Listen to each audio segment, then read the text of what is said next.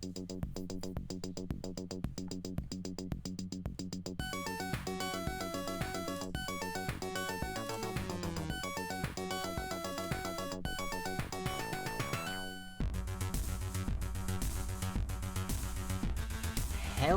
everybody, welcome back as ever to Building Blocks, where we program Minecraft mods live on camera and watch things go kablooey. And last time we did a bunch working on a new system that tacks onto the ability system of various oddities called, tacks onto the types system and allows us to add various interesting effects, including most of what types already did, which is always fun. You basically get to re-implement what you've already done, and then adding the fun little wrinkle of activated abilities that players and whatnot can choose to activate at specific times under certain conditions and whatnot. There has naturally been developments on this since then, because I cannot be contained. So, previously, if we hit one of our keybinds, we would just teleport, because that was the only ability that we had implemented. Things have advanced considerably since then, so we actually now have an entire command / abilities that allows us to see all of the things that we have. So currently that is a small selection of the things that we have available. We have a dozen or so abilities available. I have a full-blown list of them actually. Let me just bring that up. Okay. We have, on the activated side of things, Breath Weapon, Explosion, Ghost Form, Dimension Door, and Hearthstone. You can see, I think, all of those here, because I've been mostly testing that. On the side of passive abilities, we have Blind, Blind Sight, Damage Reduction, Damage Resistance, Heat, Hold Breath, Incorporeality, Invisibility, Resistance, and Status Effects of just any kind. I have a fair few more to add before we hit the next full release, but we have a fair few going on here, and it looks pretty good so far. So, obviously, actually figuring out how to use these things is kind of difficult when you're having to come into this menu, which, by the way, is another thing that's been implemented and is in an extreme WIP, but is nonetheless here. So, here we can click those buttons to activate our ability. Or we can, rather more helpfully, hit these buttons on the outer edge, which adds them to our favorites list. And then they are bound to our key bindings, so I can point at a certain point where it is actually a valid thing to use, and look, no worries. And then it will come off cooldown in a hot second, and yep, be useful once again. And you can see it changes based on the range that I'm aiming away at, because it does actually check the can trigger function of our abilities, so it can determine if activating it right now would be pointless and such.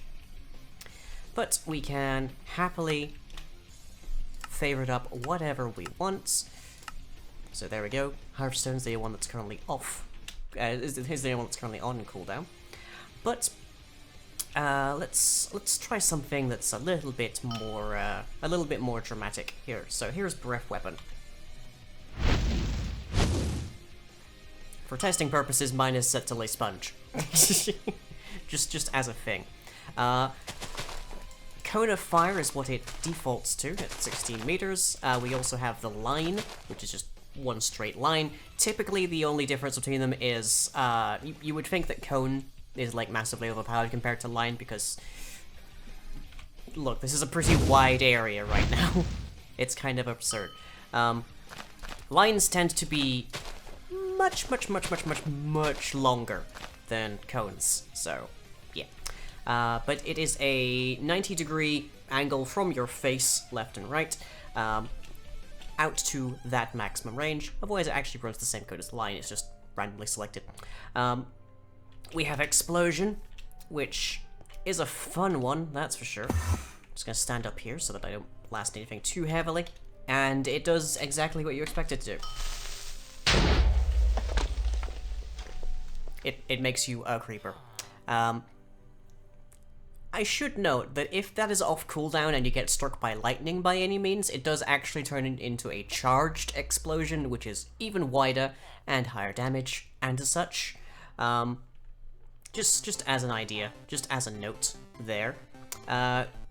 Ghost form, you can probably take a wild guess what that does. It just gives you incorporeality, so you can just happily go ghost and then come back out whenever you like. And Hearthstone, of course, teleports you to your spawn point. Well, your own explosion hurts you. Oh god, yes! If I wasn't in creative mode, I would have died horribly there. In fact, let's just show that off, why not? Game mode. Survival. It has like a minute-long cooldown, so we might be waiting a moment here, but there we go.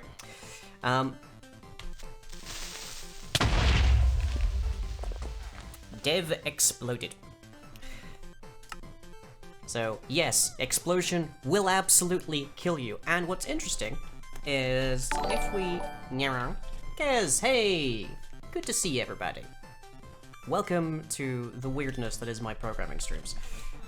Let's see, what's a good effect to give ourselves? Let's go with Hero of the Village. Why not? And let's make that for like 10 minutes. Okay. So now we have an active status effect. A new challenger approaches. And if we destroy ourselves once again, in a hot second when it's available. I probably should have, like, had it just obviate and not care, but it's fine. Oof. There we go. There is a ding sound every time it happens. But yeah. Just as with creepers, we can see that we have actually left behind a convenience little thing of Hero of the Village there. So we can actually, if you have active status effects and they are negative, you can in fact just detonate next to somebody and leave a pool of poison, for instance. That is a thing you're able to do. It's pretty nice. Didn't know creepers did that? Oh yeah. So the explosion ability functions exactly like creepers. Anyways, let's just clear me, thank you very much. So yeah, that is what I've been working on. The UI is extremely basic, as you can maybe tell. We're gonna be working on that a little bit more tonight. But we can just happily move things around. It doesn't shuffle things around when you unfavorite things, that's by design. Because my theory was that if you get used to having an ability on a certain key, and then you remove a completely different ability, it might change the key that you're thinking of using, which a little bit more user-friendly that way. I'm also going to take explosion off of my bar here, just so I don't accidentally. Oh goody, there's the squats. I was wondering when those would happen. Okay, right. Guess I gotta go do that then. I am very fortunate, in fact. Now before we get too comfy. Oh yes, let's make me intensely uncomfortable. First and foremost, let's make me intensely uncomfortable.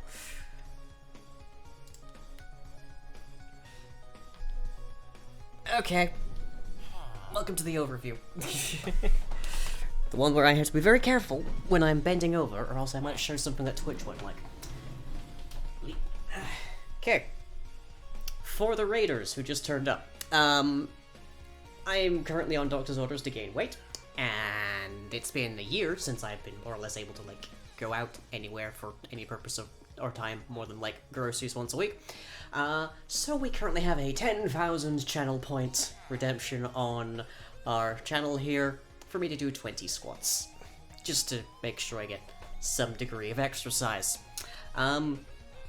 Particularly because of the weight gain that I have been ordered to get, and also can't really avoid because of medical issues, has been mostly centered around my buttocks, so I'm a little self-conscious about that, but nonetheless, here we go. Right, here we go, 20. Wee, that wasn't meant to pop. Okay, I think I'm good. 2, 3, 4, 5, 6, 7, 8, 9, 10, 11, 12, 13, 14, 15, 16,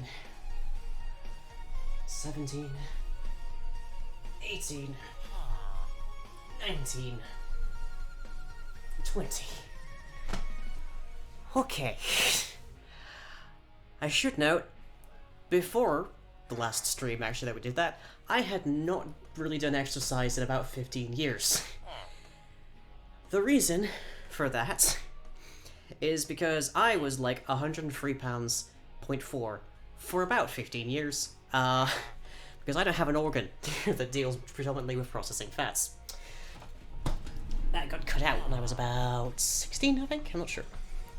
So, hey. Consequently, my form is utter garbage. just putting that right out there. Right. So, okay. First thing I want to do is make this more of a true radial than the layout of buttons that it currently is. So, yeah. Came on to see Lion do squats, good. Yay. The last stream, I ended up doing a grand total of 100 squats. I was sore for 2 days.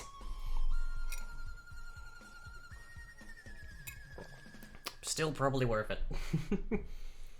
I already have thighs like tree trunks, I might as well get the derriere to, like, match it. Okay. So, what I'm taking inspiration from here, I don't know if I have a vampirism abilities? Yeah, there we go, that's perfect. Okay, this is the kind of menu that the vampirism mod has. Should have kept it at 60? Mayhaps, but here we are. The limit was like, once every 30 minutes. I was lucky that I didn't get to do 120. Anyways, this is what vampirism does. You might recognize this from the Cumblog home server, upon certain personages. And it's good. I like it. It's good execution. There's a couple of problems that I have with it, though. Namely, here is the exit button. The exit button actually moves around, which I don't quite like that. Generally speaking, at least for me, I prefer it when UI elements and whatnot stay in place, like reliably, so they don't move. But so in our case, we want to make sure that down is always exit. That said, I have already implemented it so that if you push the ability menu button that you've bound to get into the ability menu, then it will automatically close the screen anyways, so you can't just click the same button, but escape and clicking that exit button will also help. It's always good to be, like, it's always good to give players plenty of options when it comes to that, I think. Sure is eye textures on that pig? Oh yeah, that is, yeah. You started going out once a week, your arms got sore for that week. I have to... Okay, so here's a story. Real quick, just before I get heavily into coding. Neither Fuzz nor I can drive. Neither Fuzz nor I have a car that we could drive anyways. So not only do we have to walk everywhere, we also have to carry everything that we get home. We get our groceries once a week, and especially right now, it is advisable that only one person goes out at a time. So it is frequently a situation where I will be the one that has to go out to get an entire week's worth of groceries and haul it back. It's probably the closest I come to going to the gym or something at this point. Usually prefer hold button on radial menus. I could understand why, but it's difficult to it's difficult to allow you to move, and especially to move your mouse, so you can like change where you're looking, for instance, while simultaneously in a menu. It's certainly possible. It's just messy as hell. So I could change it to like check it, like I'm going to need a client-side config anyways, because right now all of the HUD elements are completely static and unmanageable, whereas, for instance, they're listed in the top, your favorite abilities are listed in the top left. Very good chance something else is going to want to be in the top left. So, we're going to want to be able to move it anyway, so having a client-side config is inevitable, in which case, we can check what, like, what your setting is for, like, access to this to the ability menu. In which case, we can then change that to be, like, hold. Which, fair. You press it down, it opens it. If it detects then that you're set for, like, constant hold, and the button is not pressed, then close immediately. Easily doable. Anyways. We need a click part here, so let's open up screen real quick. Let's see, key pressed. Nope, not quite what I'm looking for. There should be something in here that triggers whenever you click your mouse.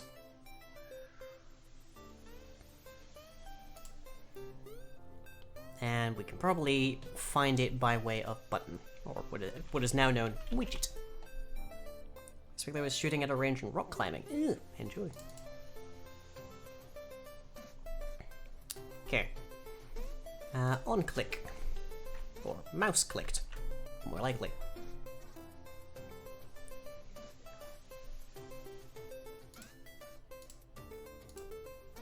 Nested GUI event handler. Okay.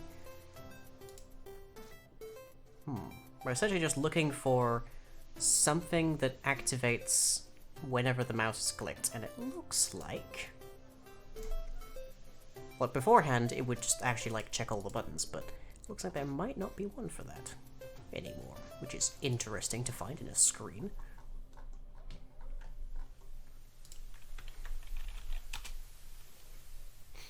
Handle component clicked. Is that what we're looking for? Open URL. Yeah. Is there anything referencing click, especially something that will get us actual coordinates? There is a button list. There's a list of buttons right there. We can check wherever that gets called. Key pressed, add button, init.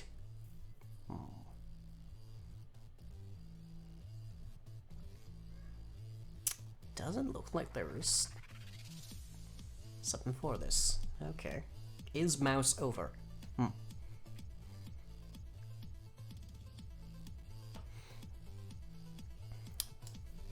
Well, I am probably going to end up absolutely spamming my chat then. Okay, so let's add ourselves a private int radial button equals -1 for right now.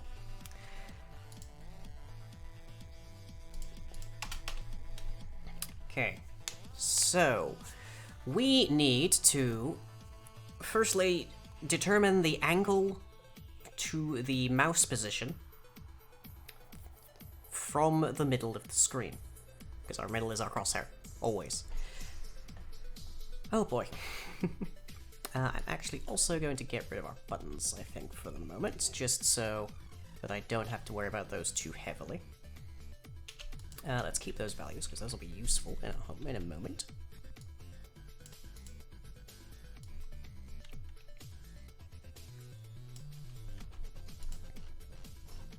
Okay. That's probably going to cause some problems, actually, so I should test that I haven't just caused something to break utterly.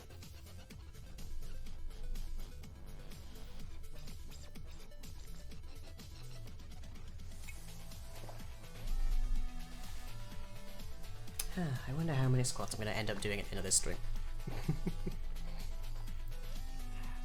I have, like, relentlessly,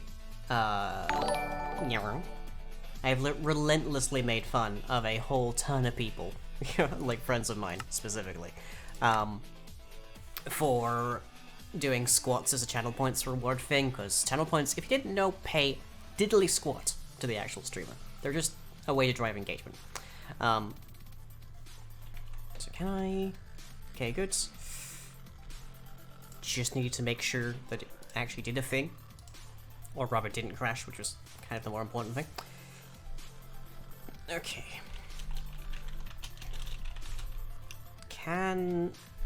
Where do we retrieve the location of the mouse currently? This is kind of where I want to find a mouse clicker, because I knew that that would actually get called in there.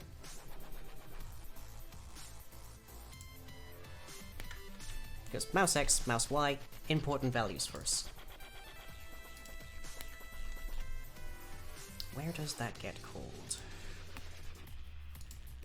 Mouse helper. Can I really just test that? Mouse button call that? Nope. That won't help. GUI screen. There's the chat screen, dev screen, control screen. There is a mouse clicked. Oh, okay. It just extends screen. Perfect. That will help us so much. Okay. Just make sure we don't upend anything there. Right.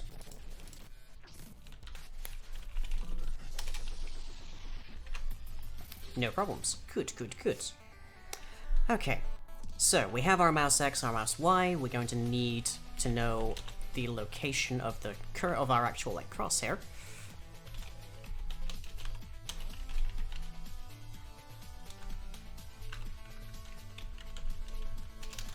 Times 0.5d should about do that. And that would be the Y value.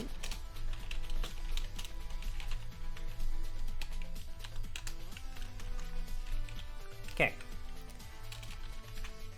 So, let's start by getting a distance, because we only want, well, distance is going to be important, because if we look back at here, the way that we're going to have it is if you click in the main body of the radial button, then it will trigger the ability, but if you click on the outer edge, then it will favorite or unfavorite it. That then means that we need to know, are we within a certain range of distance? So, let's see. So distance in a 2D coordinate system is equal to the square root of a squared plus b squared. Or is it a squared times b squared? Well, we'll find out.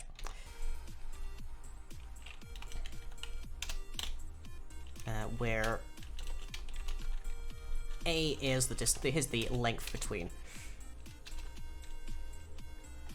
So for that, we want mid x minus mouse x. Is it times? A squared plus b squared plus c squared. Is it no, I think it is plus.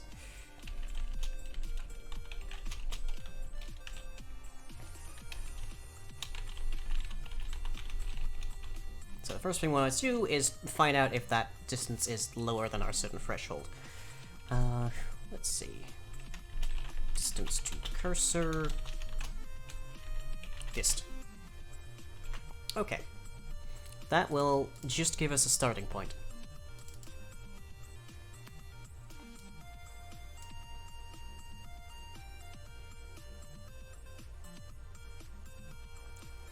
And then we need to calculate what the angle is from the mouse point to the cursor point, the crosshair point, the middle point, essentially.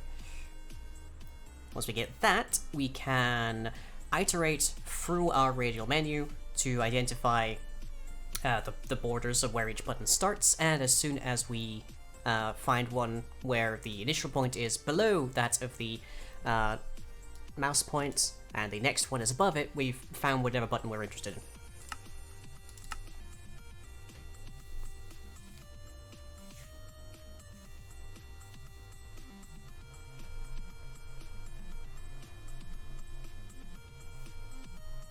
Okay, so enter our screen, and not a number.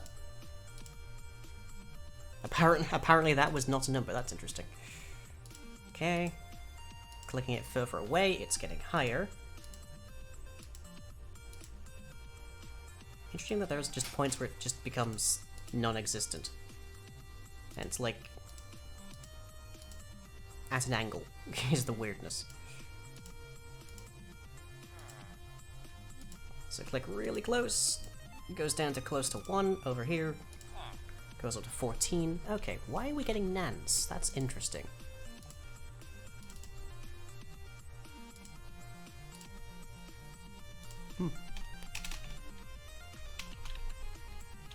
Okay, well, we can refine that a little bit.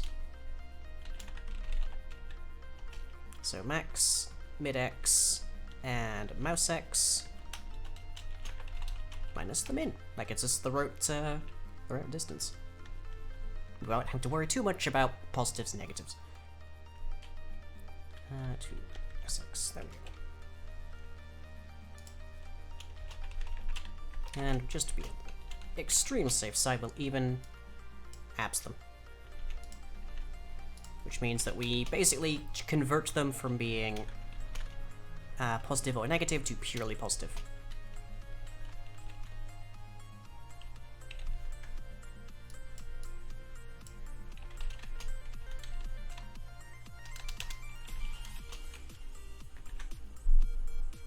Okay.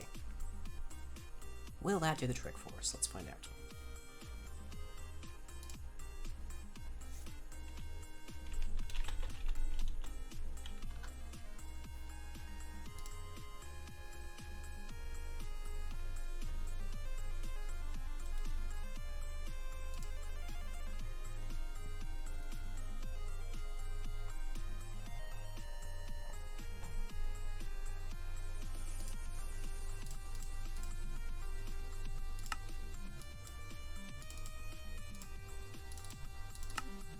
I will say, one very good thing about the way that I've approached the squats is that I don't, like, collect them in a big pile and do them at the end of the stream. I get to sit down in between. Kind of a handy, important thing. Okay, that's working just fine. If I go over here, yeah, we go. Perfect. We are now actually able to get the distance from the core. Any way we look. Good, good, good.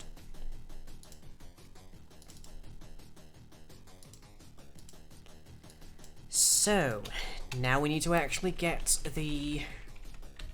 Does Vector 2D exist? I don't know. I'm gonna find out.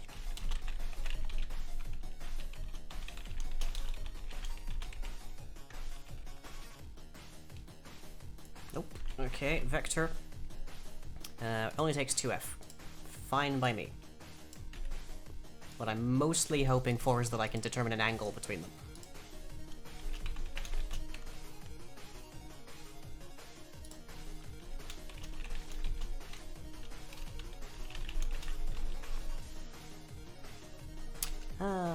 Nope, they are not nearly so helpful. Okay, fine.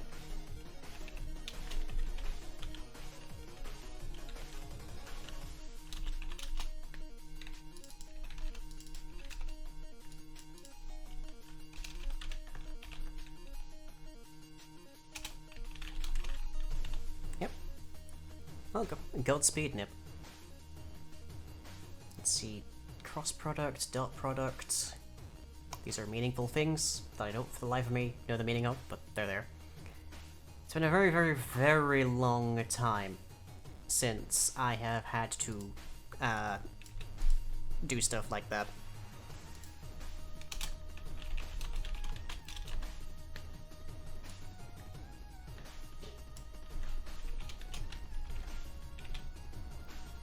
Okay, just going to grab this. So we want to go towards the mouse. So mouse X minus bit X.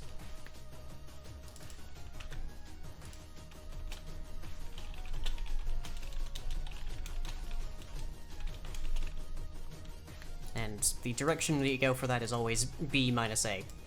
Destination minus current location.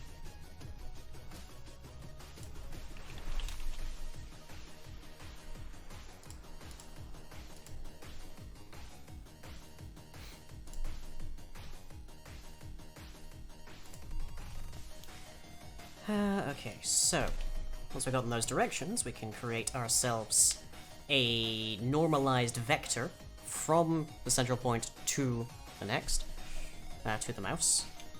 So vector 3D direction equals...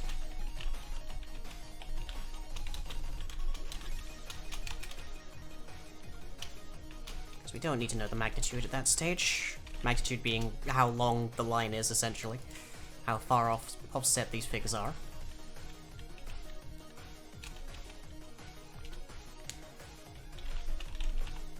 And from that, we should be able to determine its angle.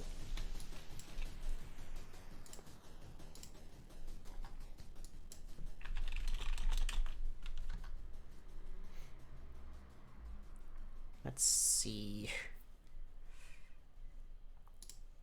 Heck knows how to do that, because I don't.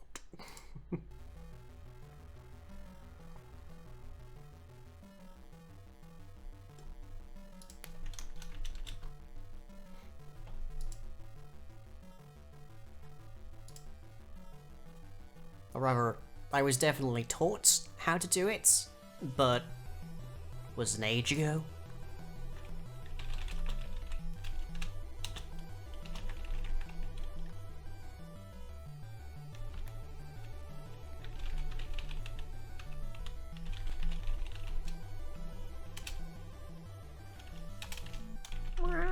Take some money. Thank you very much for that, Cam. That is very generous of you. Also, good luck with the, channel points are nice, sits on pile, but you also like to do this. Well, it's heavily appreciated. It took me a while to realize, but, there's really not any difference between a corporation and, like, a creator, or a maker, or just any kind of independent worker, because on the one hand, you depend upon other people giving you money for services in order to survive. On the other hand, that's exactly what corporations do, except that they have lawyers. Thank you very much. It is very much appreciated. Okay. Distance. And angle. Okay. Let's see if that works. It's gonna be a ways from now anyways before anyone can make me do squats again, so...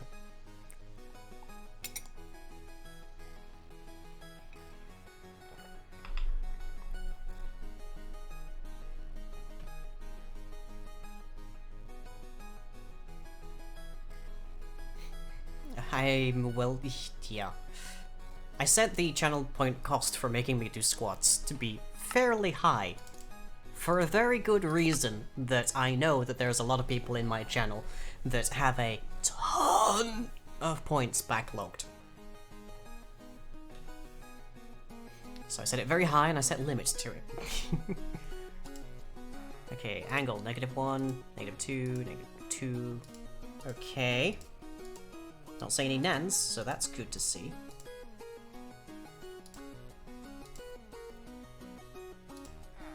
Okay, I think that's working. Let's see, 0. Negatives, increasing. Rolled around. Back down to 0. Yes! Good, good, good. It's been at least 5 years since I actually studied angles and whatnots, and math in general, in my computing degrees, so I'm more than a little rusty. I do more functional coding than mathematical. Anyways, let's multiply that by 360. And then while angle is lower than 0, angle plus equals 360. That should hopefully give us a more recognizable number, namely degrees. Radians are also likely, but, well.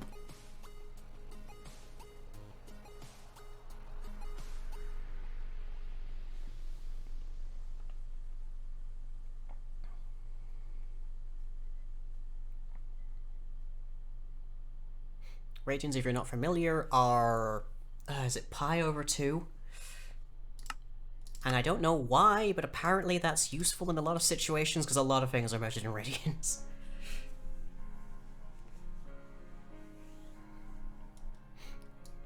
Not many interesting channel point options that you'd constantly use, barring apparently the one that makes me, like, squat.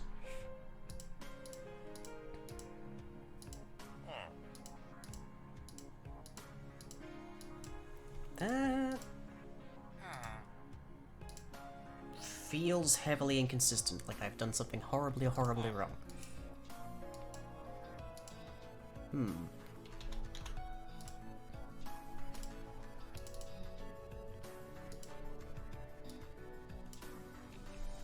Let's see, the numbers before were between, like, -3 and +3, just about? So it's gonna make these integers so I can actually see, like, read numbers a bit better.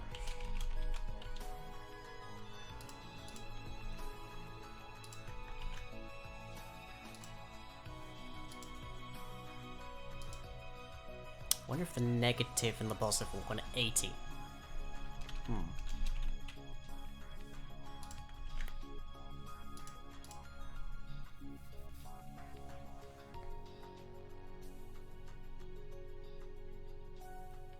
That still doesn't quite explain how it was going to -3, but it could be pi, come to think of it.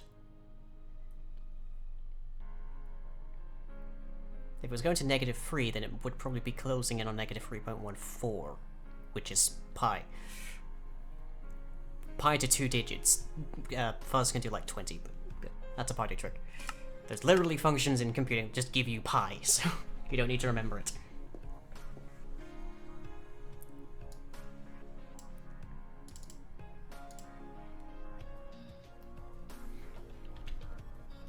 Okay, down here, 28, -80, -189. Oh, that's so much higher.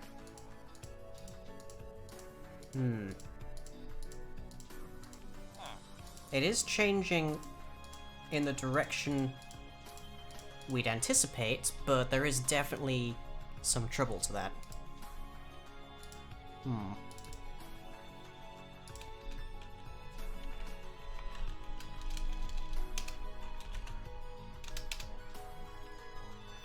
What does this output do? Out of curiosity. Angle, fate of an conversion. This method complicates the distance from failure, but yada. Further details, please. In Cartesian coordinate. No, come on. Give me. I just need to know. Are you degrees, radians, what?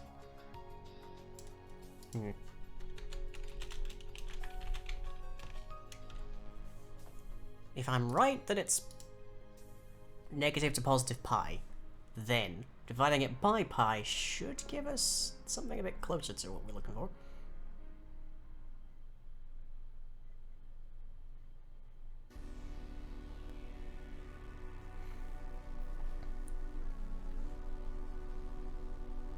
Then we just make sure it's a full 360 spin and then nothing else, and then we can just iterate over and find our thing. That's probably a better way to do it, but that's what I got.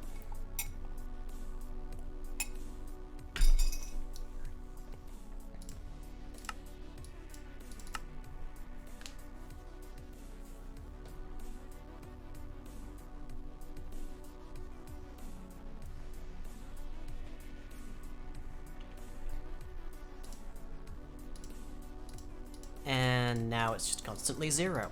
Okay. I hacked it entirely.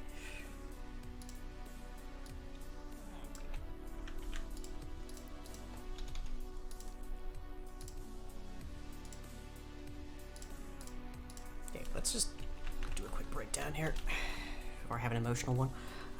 So identify angle and distance of cursor on radial. Then determine button clicked from angle, and determine if button is favorite from distance. Okay. Do click.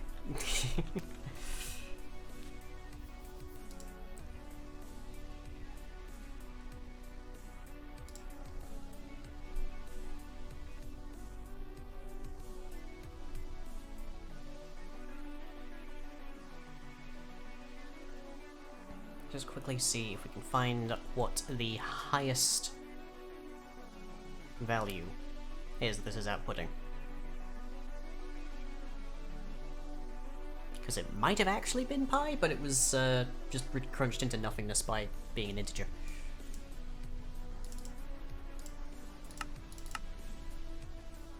I'm not good at graphics coding, if you didn't know. So this is very much trial and error. Apologies for that.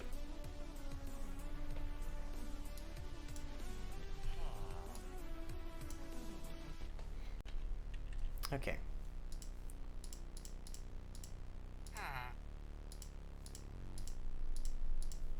-3 appears to be the low point. Oh, this huge, like, chunk there. I'll wager it's -3.14. So divide that by pi and multiply it by 360.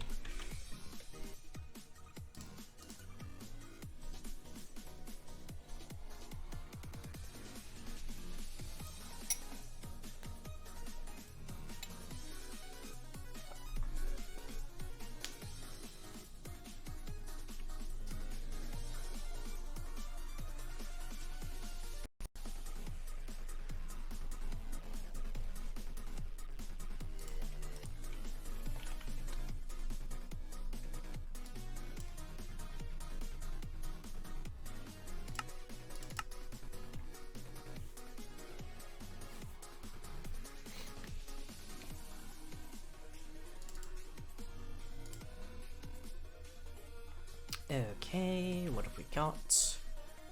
10, 78, 173, 220.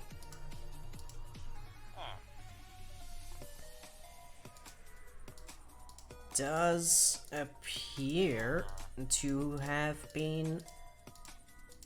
Okay, yeah, 0's down here. 360 is up there, so it's now, it was radians. That was the answer. So times it by 180, we actually get the value properly. Okay, good, good, good.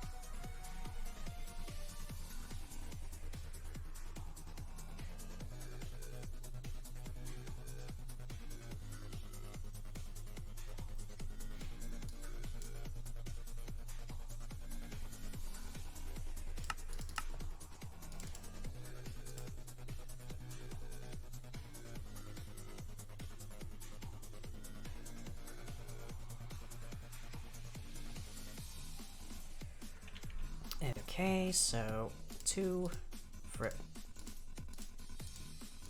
Feels like that changed quickly.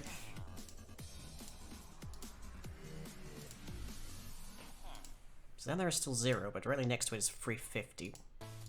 So the full 365. 180 is up here. Okay. So it goes up around this way, anti-clockwise. Good, good, good. So we know 0 is straight down, we know 180 is up there. Okay. That gets us that quite happily. So next, determine what the angle is of our buttons, because we have a maximum number of them. There's up to 8.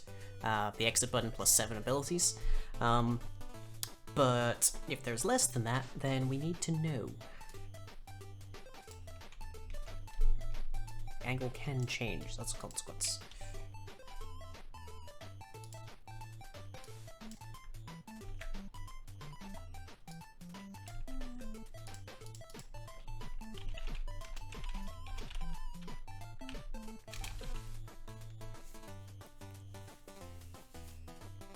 Okay. Now we know 0 here starts directly straight down. Obviously, we're going to need to minus positive from that. Huh.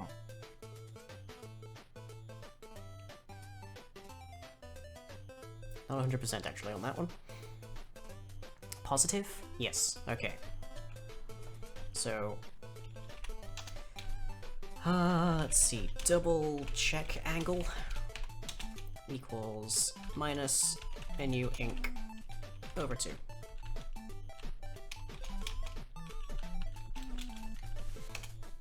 And then while check angle is lower than our determined angle, check angle plus equals menu increment.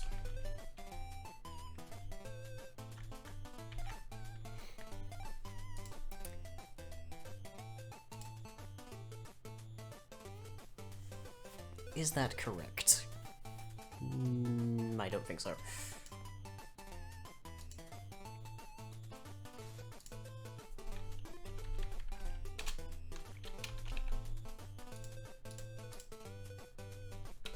Let's see, int index equals 0 plus plus index system out print line slice index equals that.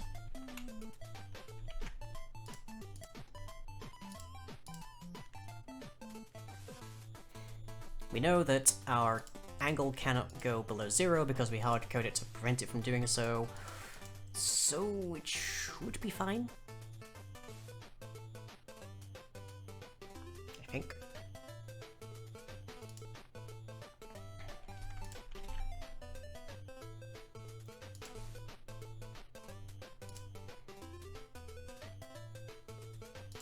Yeah, okay.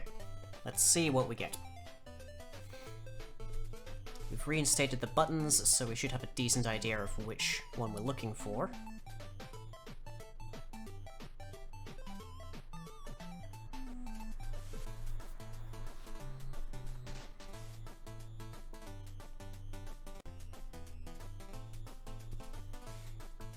And I guess we'll find out in a hot second if this works. I'll do a quick test, and then we'll take a break. Sound good, everybody? Hope so.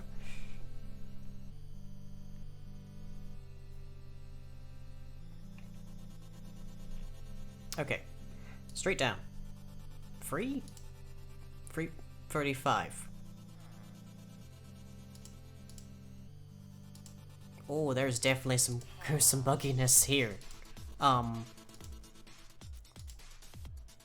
Yep, we've got our work cut out for us. Okay then. Oh, it's because that's in radians. Of course. Okay, right. We'll see if we have the correct thing working in 10 minutes. Catch you in a minute.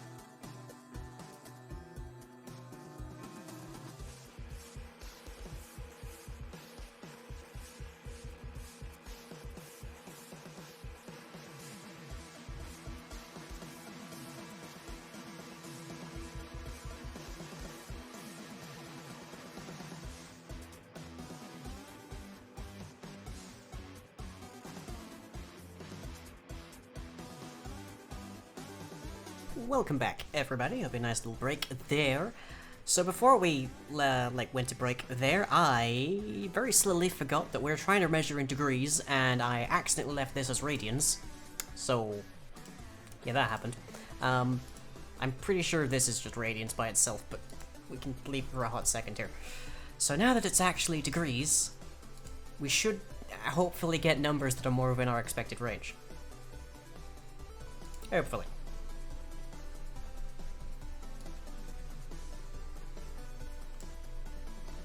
Let's see, I believe we have... is it 6? It's either 5 or 6 abilities. So we should...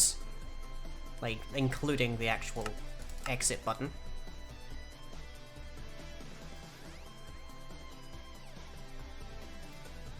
Tell you what I remember was the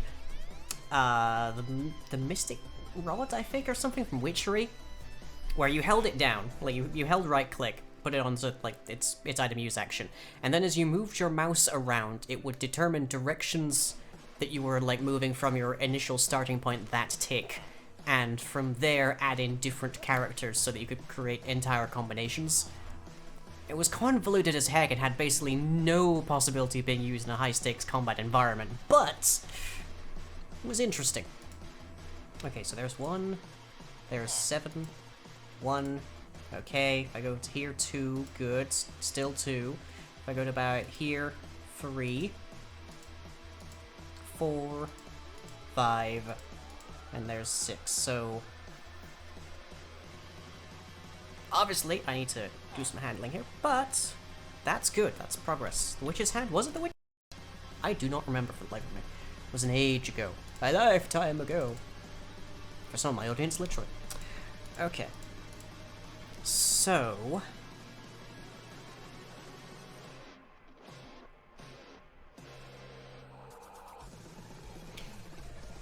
let's see.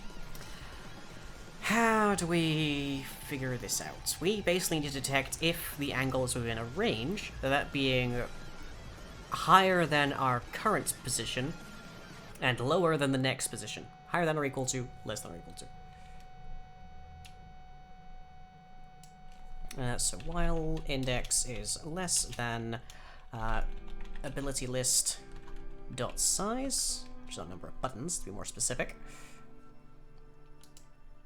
then if, let's see, our angle is greater than or equal to check angle, and angle is less than or equal to check angle plus menu ink, then index... ooh, okay, hang on. Double, let's see, radial min equals check angle plus menu ink times index, and radial max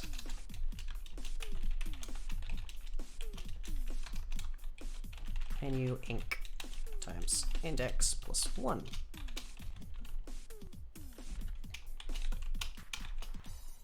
Okay, so it's greater than or equal to radial min, and less than or equal to radial max, then break. Otherwise, plus plus index. Okay. That should mean this works. Hopefully.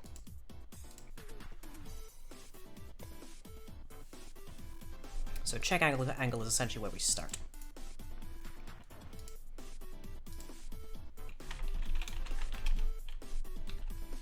There.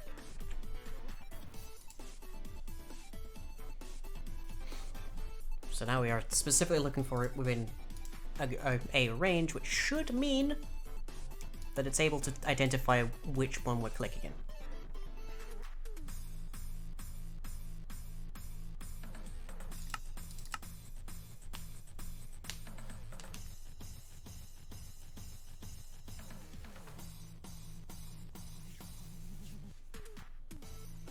And since that's based on ability list size rather than a specific value. So that's a 6. That's still a 6. Somehow I've managed to break it entirely. Wow, that's impressive.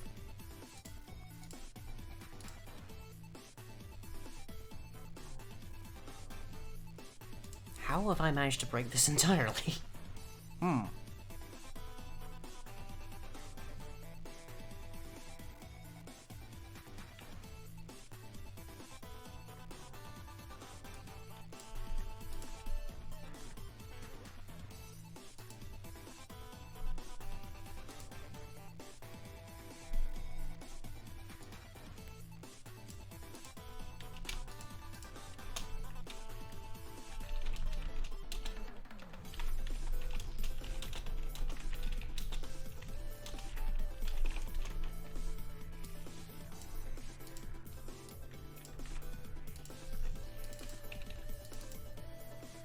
Shall you roll a d4 to roll like a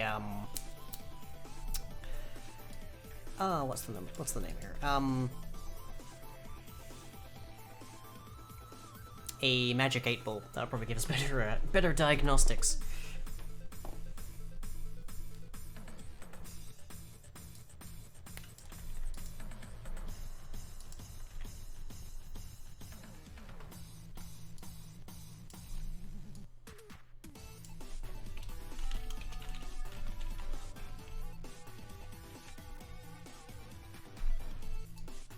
We can probably just ask that, can't we? Because we always know it's going to be menuing higher than Blade.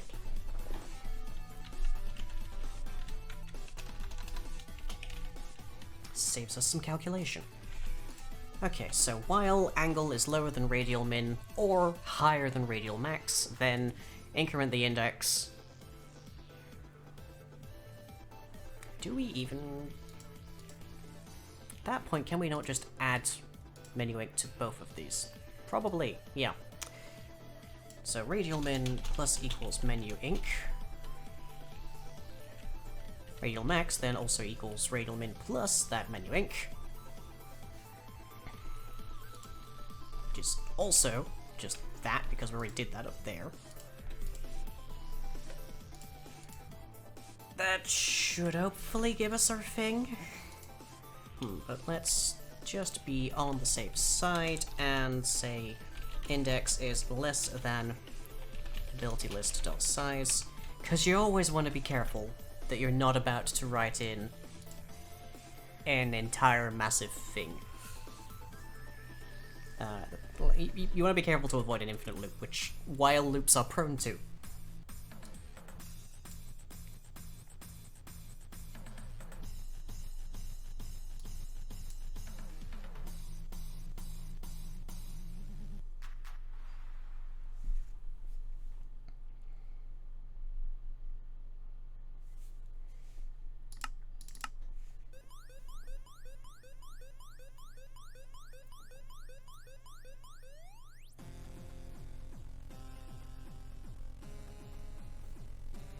Okay, so 0, 6, 1, 2, 3, 4.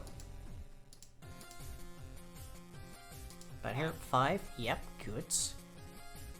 And that's where it turns to 6. Okay. There are 6 buttons, so I guess that makes a degree of sense.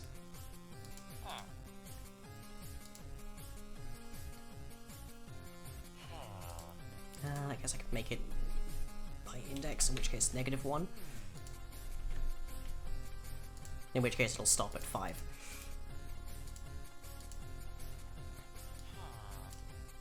Or I could just modulo it.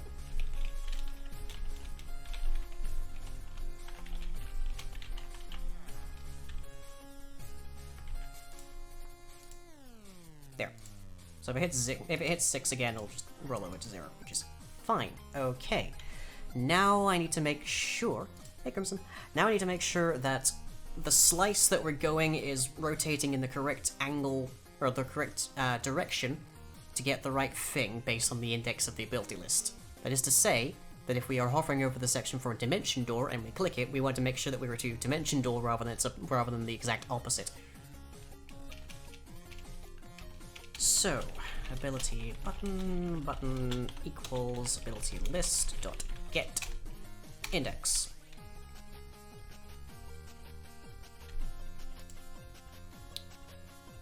Oh, it's not for, yeah.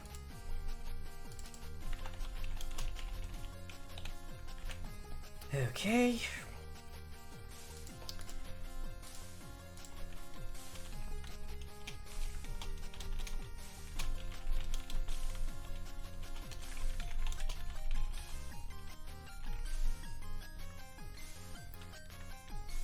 Let's see, get ability.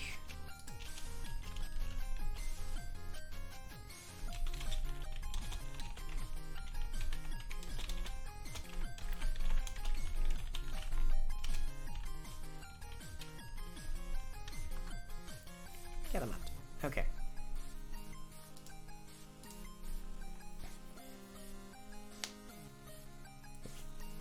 Entry 0 on the list is always the exit button.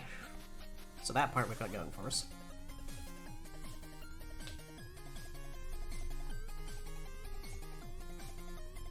It's a little... it's a little inefficient that if we click to the left side of the exit button, it has to go through the entire list to figure out it's clicking the exit button. But it's not a huge inefficiency. But okay. So what we're looking for now is that the message here in the console, when I'm clicking, will directly reflect the registry name of the ability nearest to where I'm clicking. So, if I click here, it says exit. Here, still exit. Okay, here should be explosion. Nope, it's dimension door. Okay. Right, so we need to do a little bit of we just need to reverse this so that we get the right direction. Yeah, it is getting the wrong direction. It's going the wrong direction. The buttons are arrayed clockwise, but the actual calculation is going anti-clockwise.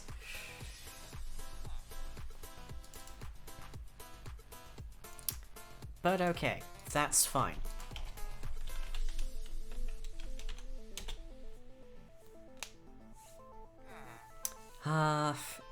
0 is correct. We know that part. So, this would be if index is greater than 0, index equals ability list dot size minus index. I think.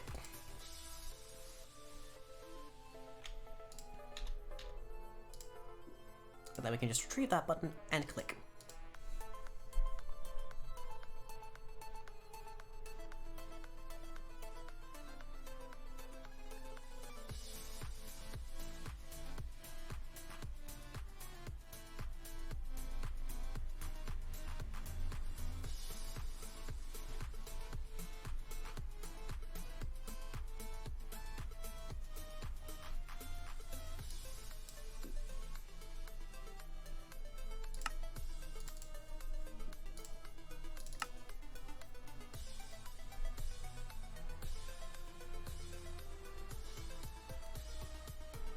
Alternatively, I could just start... No, because the index is the part that's dependent on for determining its position. Okay. Teleport. Explode.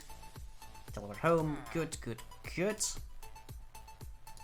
Grand. Okay, so where we click on the screen now determines what ability we're directly referencing. Perfect. Perfect. Should note this is one ability shy of actually being our full list, so let's add ourselves an ability to make it the full 7. Is there an activated ability here I'm missing? I think I've only got the 5 currently.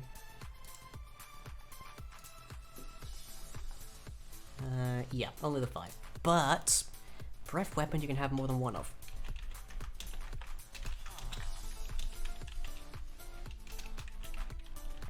So let's just get that. Say type is line. Okay. 1, 2, 3, 4, 5, 6. Okay, we should be seeing a line of fire here. Interesting that we're not. Wait, hang on. I have a 6-meter line of fire here. Where's the other one?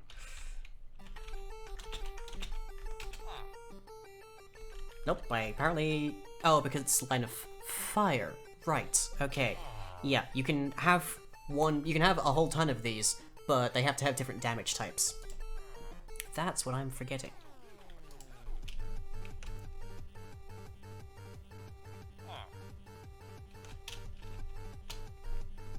So let's make one cold. There. So, play. And then we do the same thing again, which will add our default for it, which is fire. Okay. That's the exact kind of terribleness that I was expecting, but that's fine. Okay. So now we've changed the number of buttons, but it should nonetheless still give us the exact right thing we are clicking on. Perfect.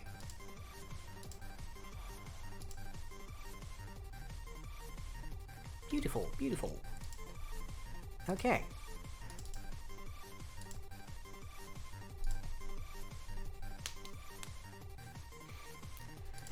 Is there a more succinct way that I can use this? I don't know. But next question. How is the maximum distance value determined?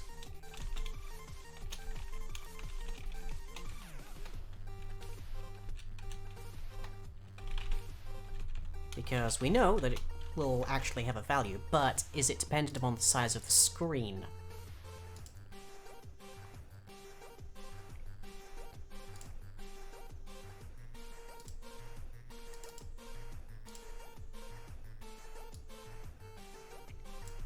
Is it an absolute value, in which case the far left of the screen is always 14, and the far right of the screen is always 14, and the top of the screen is always 10, or is it actually dependent upon the size of the screen that we have here? In which case will your resolution affect it?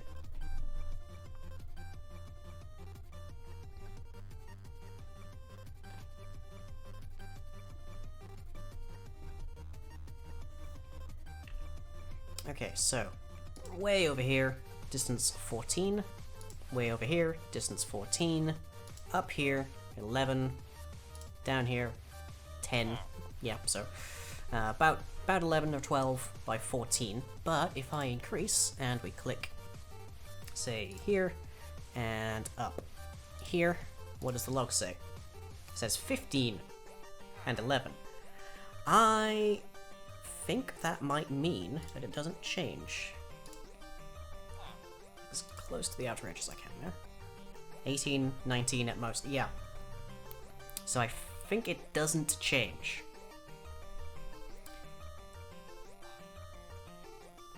Next question, where did those numbers come from?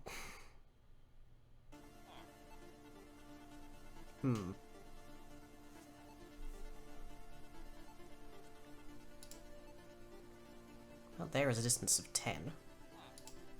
9.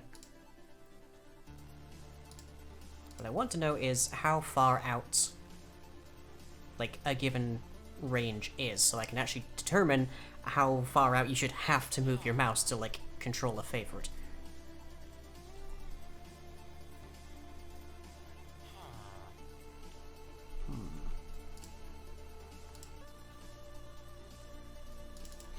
May the 4th? Oh yeah, so it is. Well, kapla to everybody.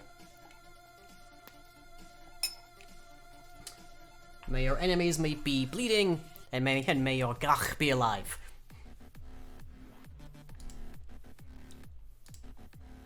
I don't know how many people I just enraged with that sheer notion.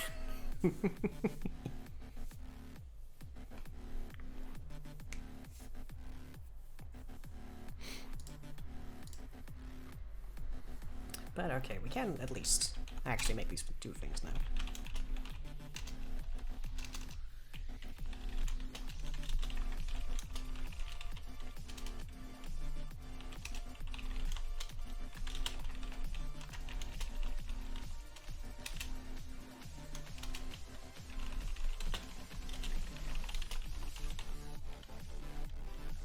Is there an ID? I don't think there will be. But I presume that this does go through the list. Button equals 0, set. Ah, okay, no, never mind. That can stay. But I think that'll mean that we actually activate these things when we click in their boxes.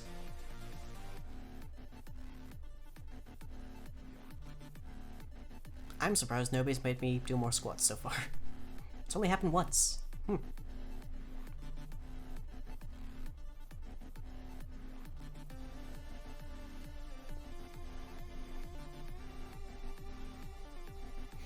Anyways, we have... Oh, there we go. Thanks for that, Dusty. We've successfully managed to determine where, like, which slice of this pie, essentially, we are clicking on. We are now trying to work out if we are trying to click on the ability activate part or the ability favorite part. If I click here. Yep. If I click way over here. Hooray. Which good, it means we can move, like, if we want to open this screen to activate, then we can actually just, like, move the tiniest bit in the direction of our button and it'll work. So that's pretty handy. But if we actually want to spend more time, then we actually move our mouse a bit more and we see what we want to do. I guess theoretically we could just make it a shift thing, but that's getting more complicated. Fewer buttons the user has to click, the better.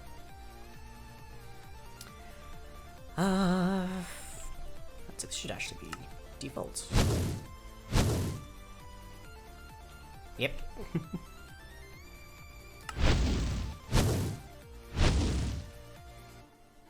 Beauty. Beauty.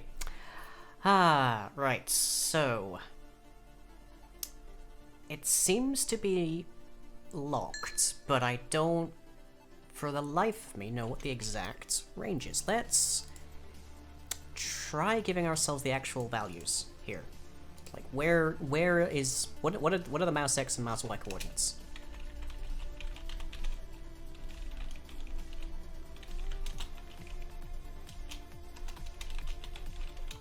Before we override them as we send them through.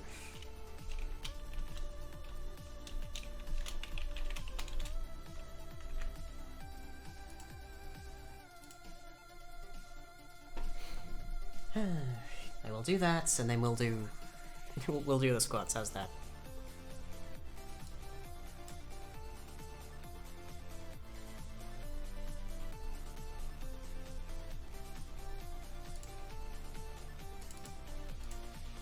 Essentially, what I need to find out is, does the maximum value change?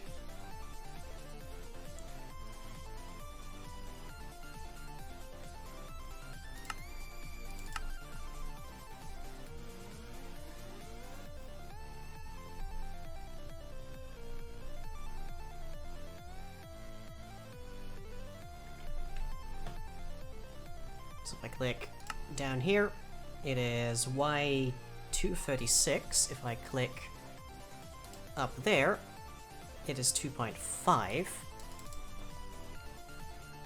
So we can presume it's top left start. If I maximize it and go down here, it is 263.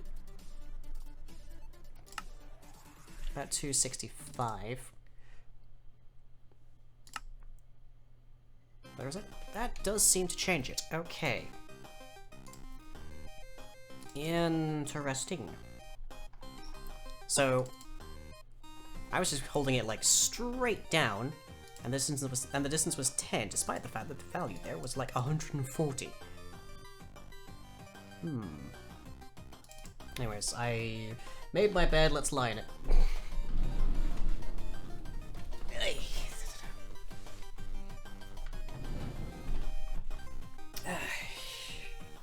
Behold the very strange and incredibly white-legged Englishman. Although actually I've been... yeah, I have actually been just resting my other leg here, so that's about as much colour as I tend to get. Okay. Don't know why I'm limbering up my arms, force of habit, I guess. Nice shorts? Why, thank you. I don't know if that lamau is sarcastic, but I do like these shorts. And I figured it was maybe a bit safer to wear something that does not perfectly contour to my buttocks whilst I'm doing these on Twitch. Okay. 1, 2, 3, 4, 5, 6, 7, 8. Oh boy. Being genuine? Good to know. 9, 10, 11, 12, 13, 14, 15, 16, 17, 18, 19, just to write it all off, 20.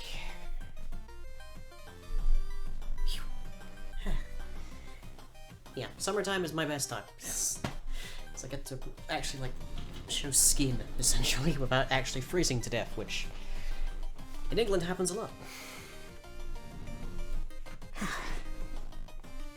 Okay. That's twice today. I'm still doing better than I was on Saturday. I think by now I had about 60. I think by now on Sunday, on Saturday rough right, then I'd done 60 squats. Huh. Is the key perhaps the height of the screen?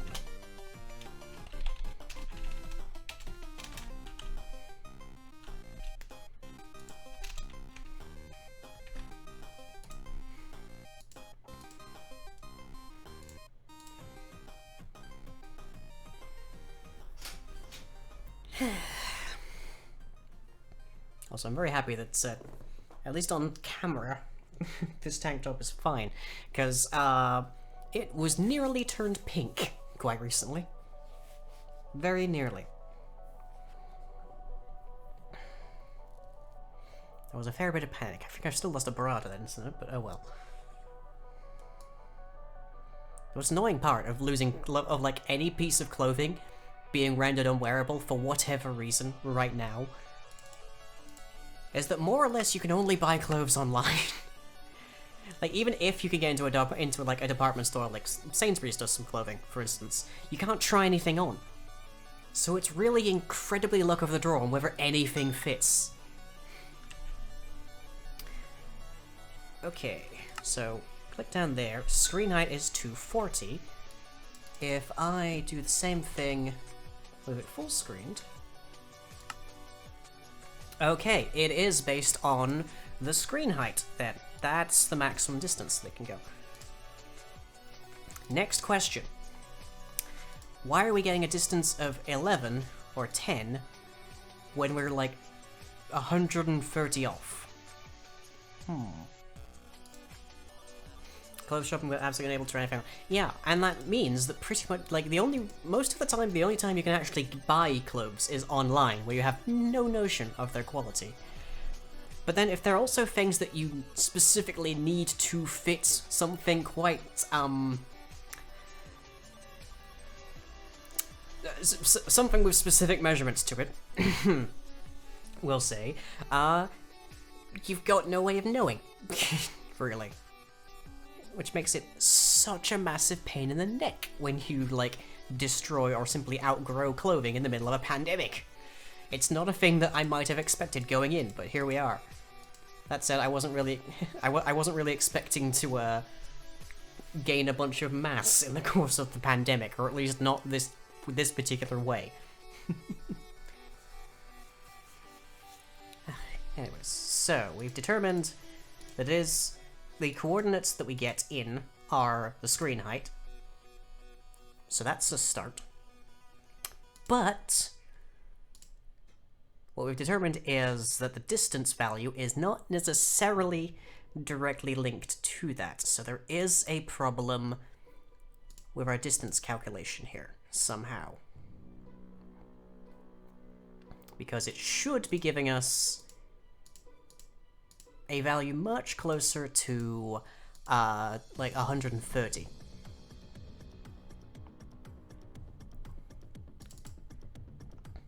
Like, if I'm clicking the exact bottom of the screen, what we should see is basically this number split in two. So about 132.5, but we're actually just getting 11.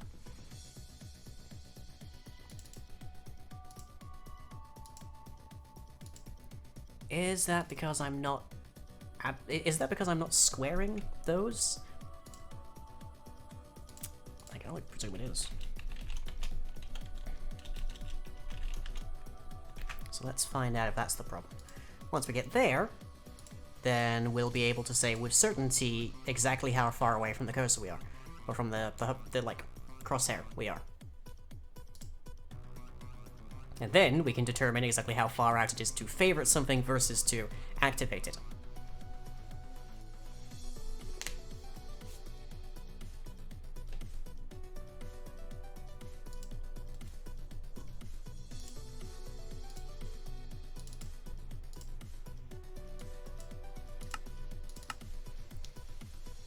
Something fitted. Something that has to fit exacting dimensions. We'll go with that.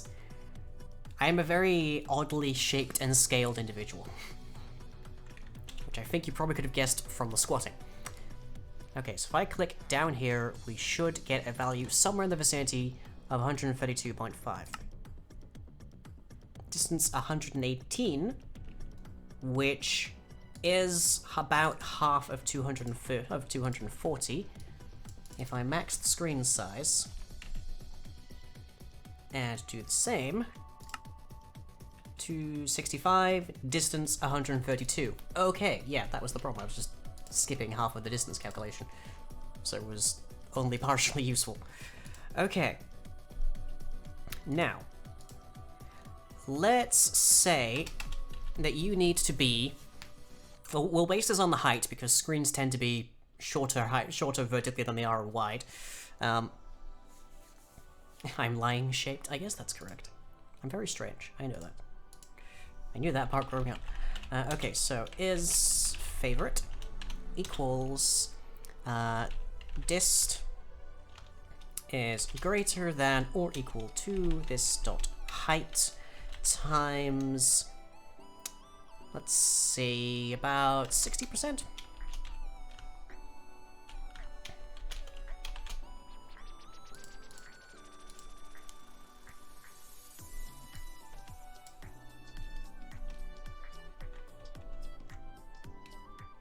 Okay, and system.out.print line, favorite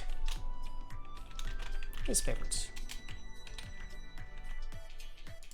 Okay. So it'll still do the actual, like, hover button here, but it'll help. If we take that index minus 1, then we get the index in the ability line.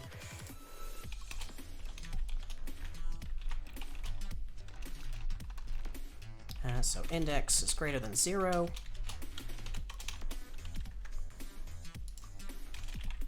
Else, do that. Okay.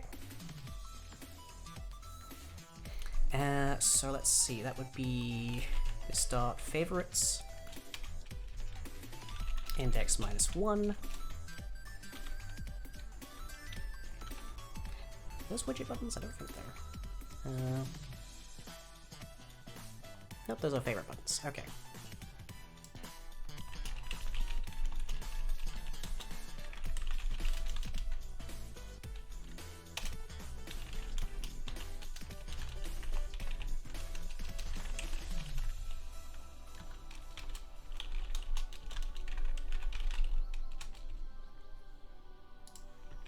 Okay. If index is greater than 0, then we know that what we're looking at is the exit button. And at that point, we then know that we're into the ability buttons, so we can do that. Okay. Which should now mean that we can also click the favorite buttons.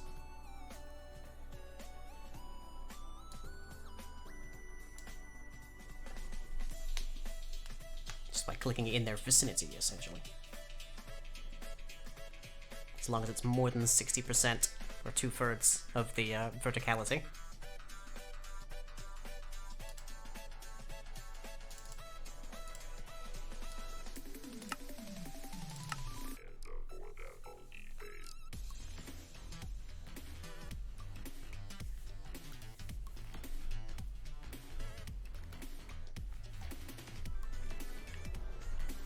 So if I click way up here, Ghost Form gets added to our listings.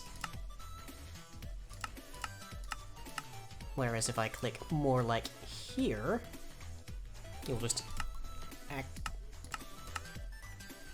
I miscoded that. Also, I notice it's constantly...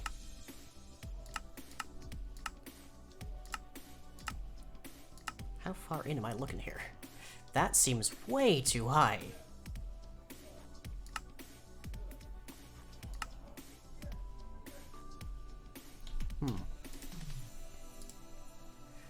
Shall we say 1/3 then?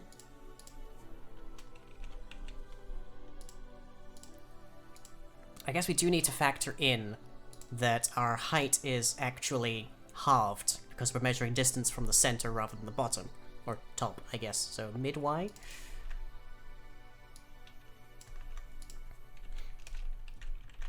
There.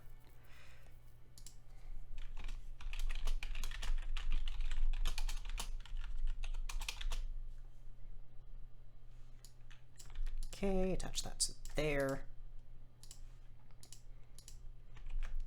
Okay. Let's start radial button that we just clicked equals index. There.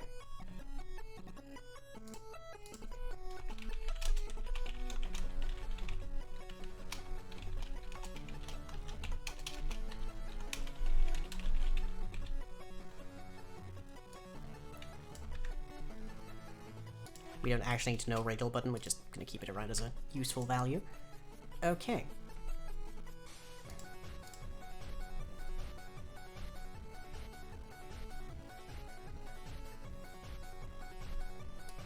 Now it should actually work.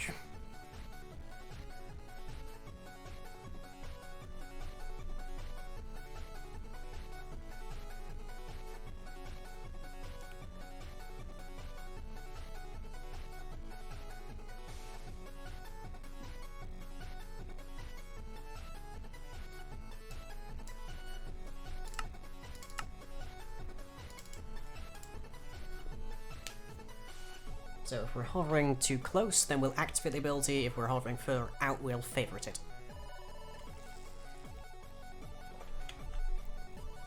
Okay. So up here should be favorites. Yep. Down here should be activates. Which, yes, we definitely have.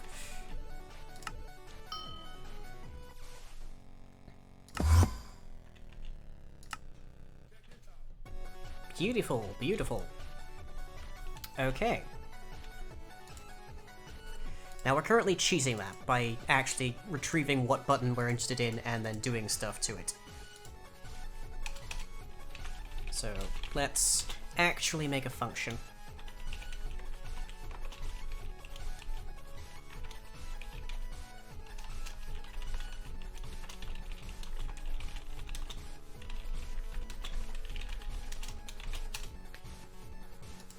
Okay.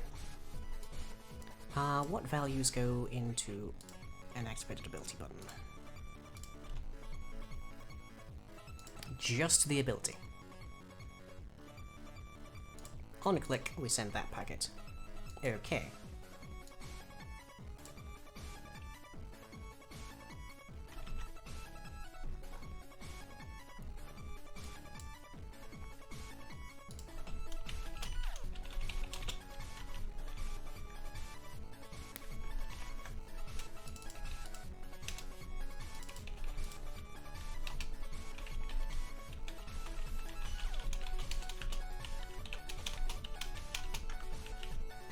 So if we're not doing that, then if we're on a favorite, then we just want to actually favorite it, which I believe is also down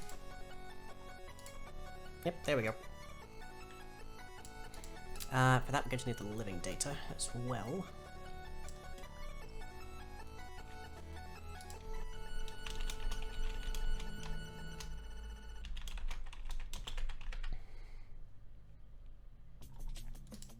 Okay, so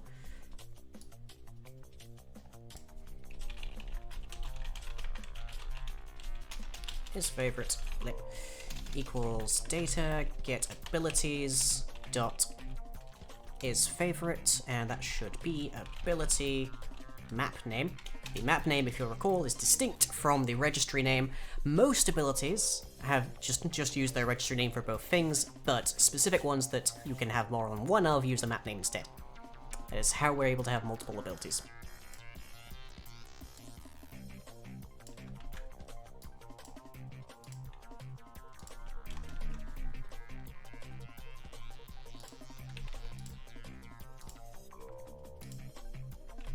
Okay, so that is our handy-dandy one-click thing there. So let's just go into here so we know what our ability is from there. So let's see, that is... yeah, we can just change this to be generating a specific list of abilities, I believe. Yeah, okay.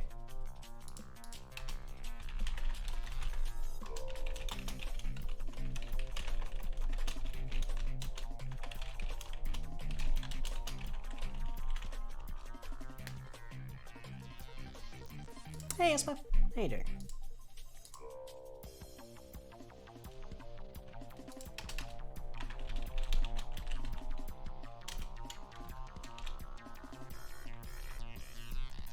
We'll leave the my brain's gone dead. The main activation ability buttons in for the moment, just so we can actually see where things are, essentially. Okay. Ability set needs to be cleared up here, because this will be changed later on.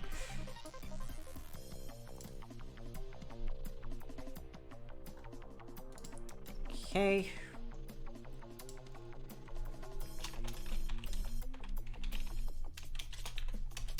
If index equals 0, then just close the screen.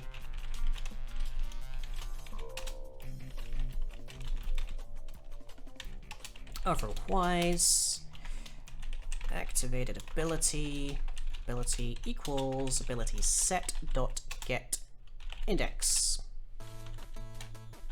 -1.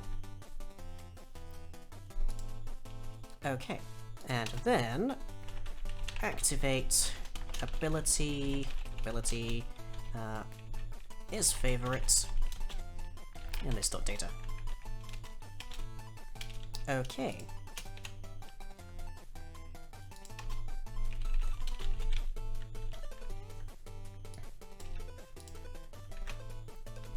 That should mean that we don't need to have all the many buttons that we have on it at the moment. We also have completely obviated the favorite button as well as the function of the ability button. We can actually just default these to be inactive all the time.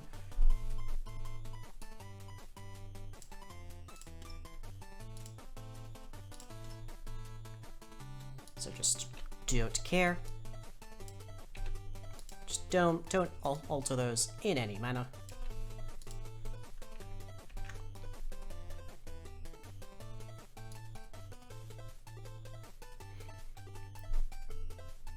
Okay.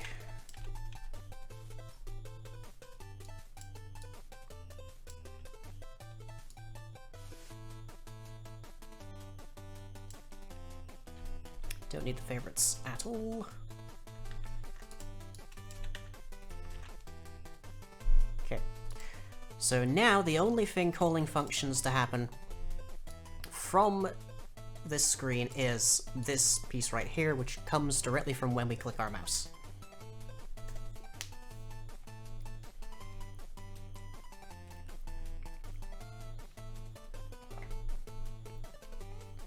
I'm going to need some help from flying on drawing a circle, potentially, but maybe I'll just draw triangles, I don't know. I don't even know how to draw a triangle, come to think of it. I'm not bad at graphics. Oh, I think I've told the story many a time that graphics programming very nearly cost me my degree. My bachelor's with honors degree. That I definitely don't get much use of in my job, but still. Okay, so if I click here, we should get dimension door. Good, we didn't close our screen, but, you know, that's something. That's good stuff. If I click over here, we should just unfavorite Hearthstone. Good. Just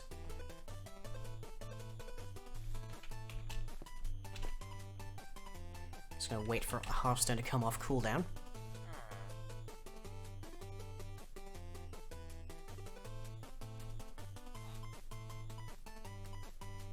If I click over here, I should also unfavorite dimension door, and then it'll go back in the same place, because that's the first empty favorite slot.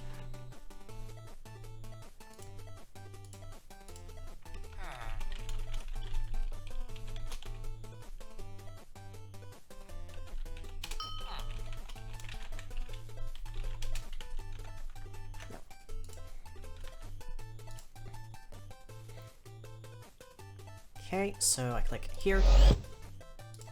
Hearthstone works. Good. I'm relying on this upper left side now to actually see if a thing is off cooldown or not, because it's no longer displayed here. But yeah, okay. Good, good, good. So the only button there right now is the exit button, but that's obviously going away eventually as well. Don't need the favorite button. Don't need the ability button.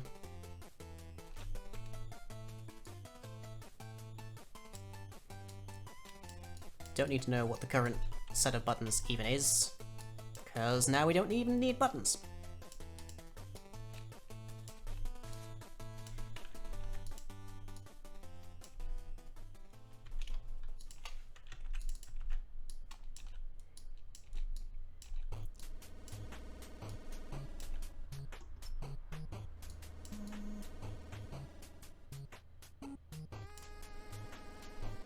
Now, we are going to need to know, let's see, ability set, there we go. We are going to need to know exactly where to place things for when we're actually rendering stuff. But that's not a huge concern right now. Let's see, max radius. Oh yes, that's a thing. We could have a maximum point in our mouse, in our distance here. So we say 0.9. So, bloop. If dist is greater than this dot height over 2 times 0.9, then return super. Clicked.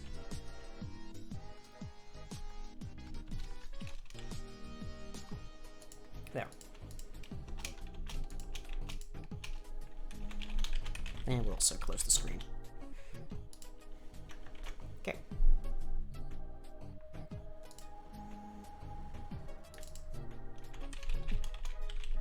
So it's ability set plus size. I want here button count, I guess.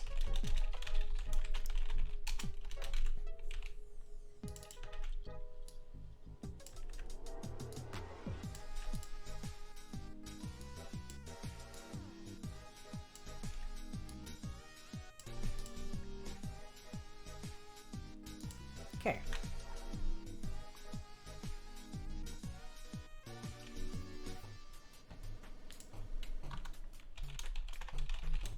That shouldn't ever be null, but just in case.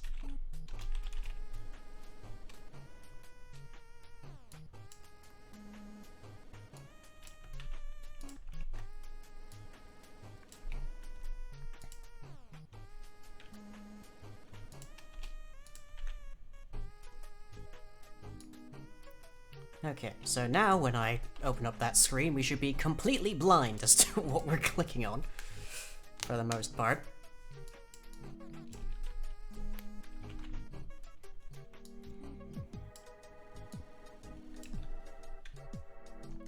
But hey, we've managed a complex bit of math. That's good. Next thing I need to do is figure out how to draw it. Which is significantly more complicated for me. Anyways, we'll be back for more of that in about 10 minutes. See you then.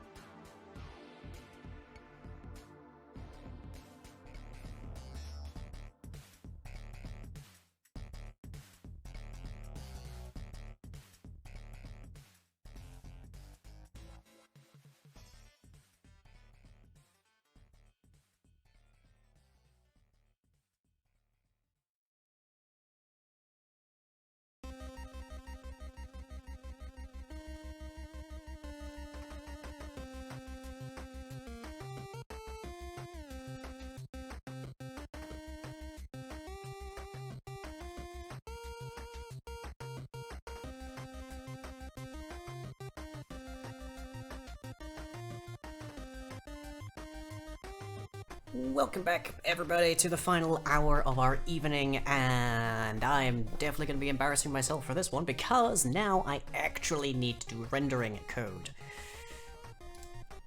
Yeah, this is going to be bad. Okay. So here's, like, rendering strings, rendering text is fairly straightforward. We just need to determine coordinates, and from there we can just call a render function from the font renderer. But rendering is my weak spot by a long margin. So this is going to get bad. But we got the major part here. Mouse clicked now controls all of our abilities and whether or not we're actively trying to favorite them, so that's a start. That's a really, really good start, actually. Okay. So, we've... Well, first let's just actually call the super, because that's kind of an important thing. Just, like... We got ourselves a list of abilities, and we can determine exactly where they're going to go on the actual screen. We know exit is always down, and everything else is arrayed in a line clockwise through our list from there. So, if we retrieve ourselves the radius, which is basically all of this lines right here. Yep, all of that. Just need that.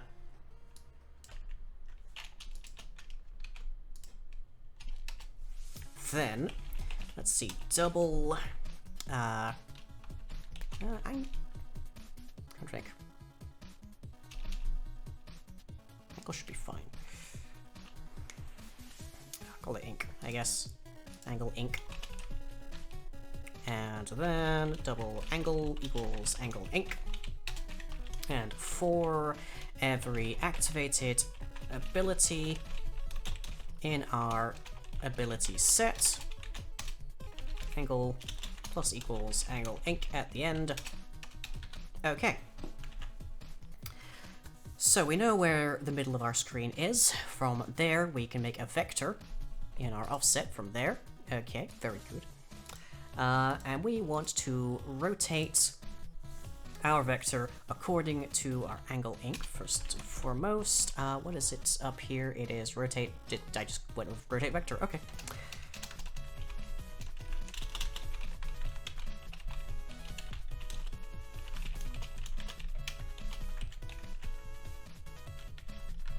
Right. Every time that happens, we just need to rotate our vector again. So that shouldn't be a problem there. So this dot font dot draw string. Matrix stack is fine. The text in this particular case is going to be the ability's translated name, I think. And then we want vec dot, or is it midx plus? Yeah, midx plus the x component of vec, and mid-y plus the y component. I do notice I've already made a typo here. Okay.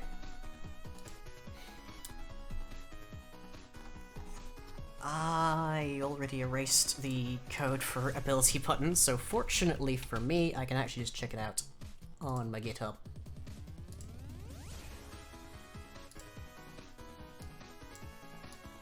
So didn't know all of the various abilities code up more or less like contiguously is available on GitHub. Let's see, where are we? Here and there. Okay, how's your rendering done? Ah, there we go. There's all the strings, which is the next major thing here. Okay.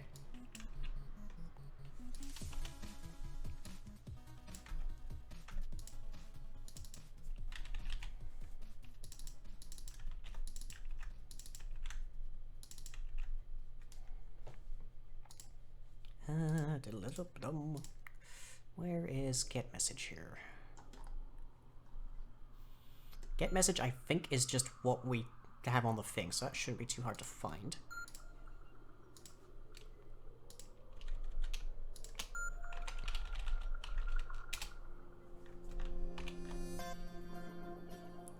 Okay, that's just about right. So double x equals mid x plus x from the vector. Y equals mid y. This code, for the most part, is to just make it so that it's not all one massive long string. Breath weapons do that a lot. So it's kind of a helpful thing to have. Okay, what is your problem? Can I convert from double to int? Okay, fine by me.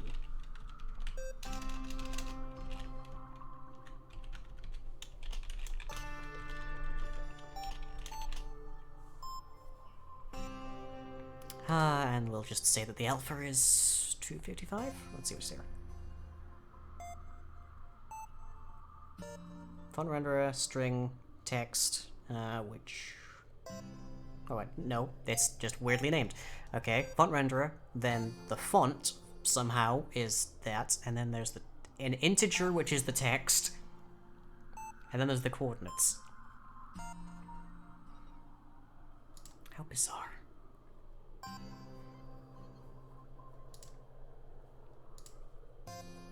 J or the...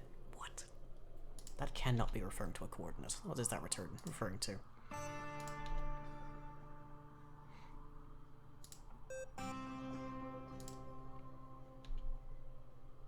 That is the color. Okay. I don't know. Minecraft is terrible. Quite frequently. Just hard that's a -1, which... -1 is either full white or full black. Heck if I remember. Okay. That should now mean that we have text on our screen. Hopefully.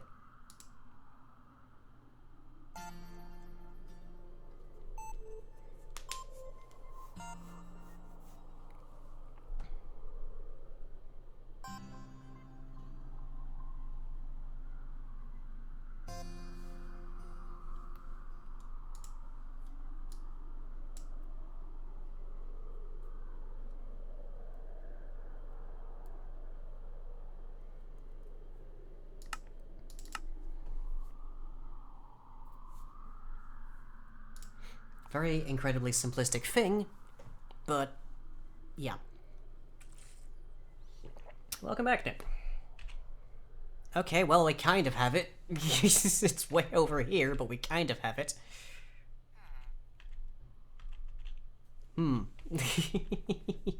How's it going? We have successfully gotten our abilities to work based on a slice of, based on radial slices, but we have since removed all the buttons that were telling us where they were, so we're now trying to add in text that shows what they are again. Now, why is it doing that? That's the question. Quite probably this .x in widgets is distinct from the global coordinates. At a guess, so shall we just say that? And find out where that puts them.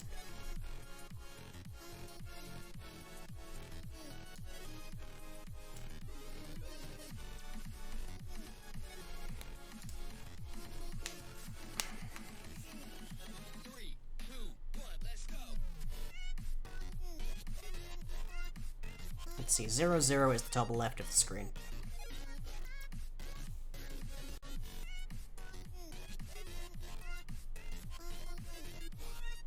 Oh yes, and I've thus far done 40 squats. Which is still a far cry from the 100 that I did on Saturday.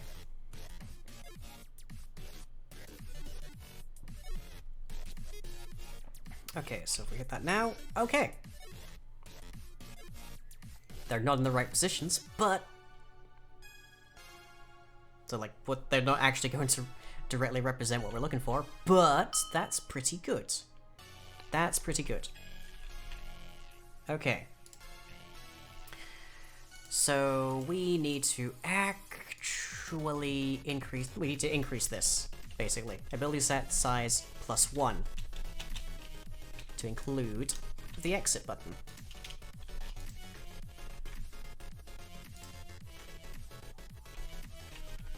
And Dimension Door, which is our first ability, is currently showing up at 0.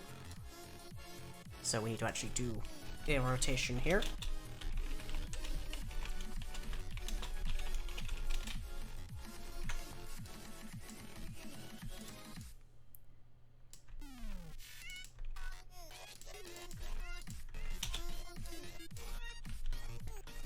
Okay, that should get it neatly tidied away.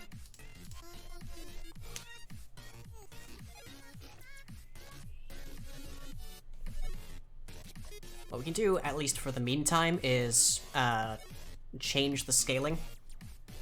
So if a mouse is, if your mouse is in the area of a particular ability, then we can move it in slightly towards the center. And if you're like hovering over, if you are hovering over the favorite section, we can change its color, that kind of thing. Later on, what we actually want to do is be rendering an actual wheel. But let's just quickly see if we've made things actually like look a bit better, a bit more like a pizza. Okay, good. I click down there, or as I click here, yep, they. Good, good, good. Okay. Not perfect yet. What I'd like to do is actually rotate the text so that it's like pointed towards the cursor. But yeah, that's what we got for right now. Okay, let's bundle this up into an actual function. So let's see, get ability slice, get current slice, I don't know.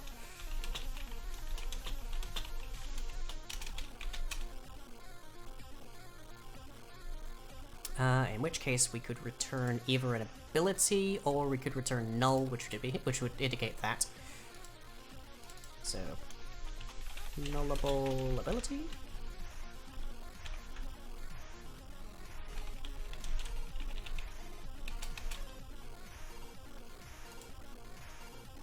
So let's see. Yep, should be all of that.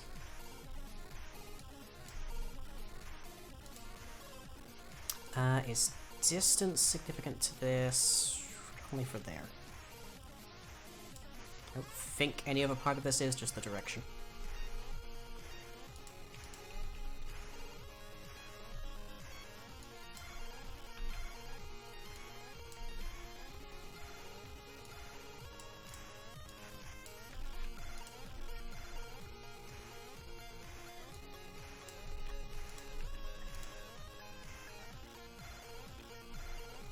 Okay.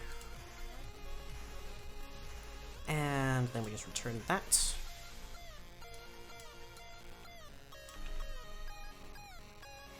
Tweet, tweet. What's up, girl?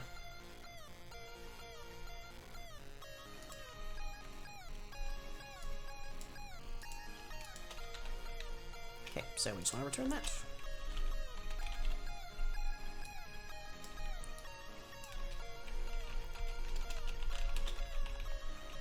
And we can definitely condense that, so index equals 0, null, otherwise ability set.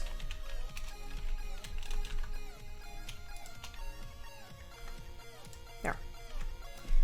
So with that, we just have a function that we can shove our mouse coordinates into to find out which ability, if any, we're actually looking at.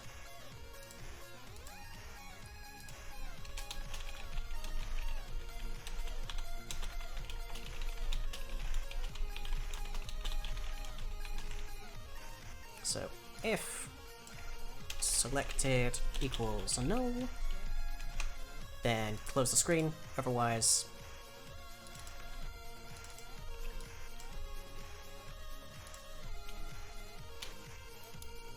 what is your problem? Not applicable for the oh, okay.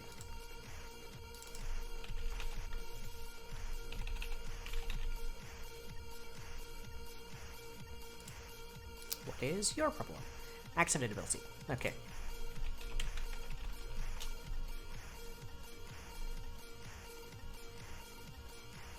Still having oh right, yes, of course. There. Okay. So we just have a set of abilities, and from there we can just happily do all sorts of stuff. So, we know that, so let's get whatever ability we are currently hovering over.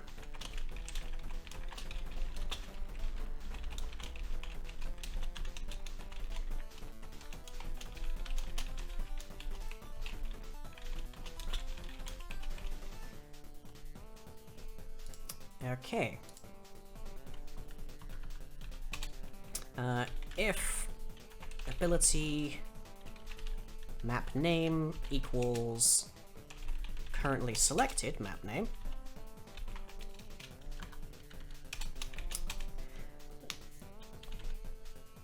and also if currently selected does not equal null.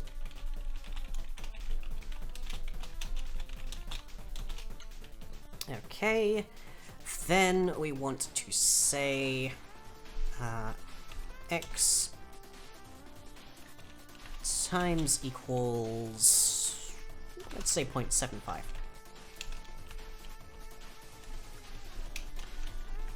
And the same for y. Do those need to be integers, or can they be something else? I think they do need to be integers.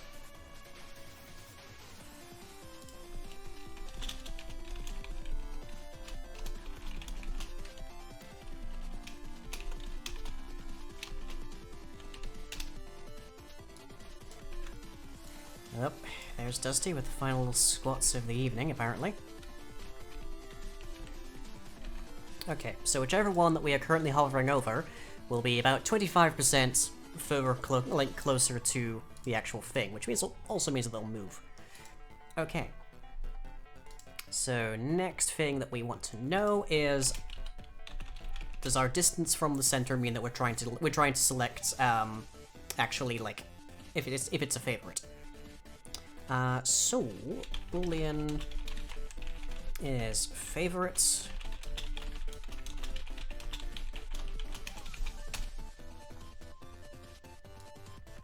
is just that lot of stuff.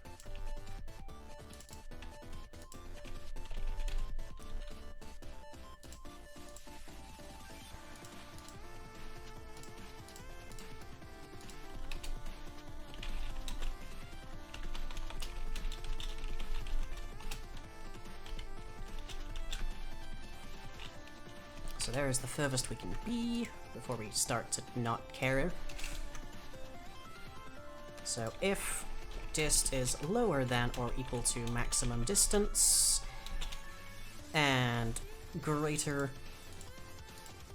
than about 30% of the distance,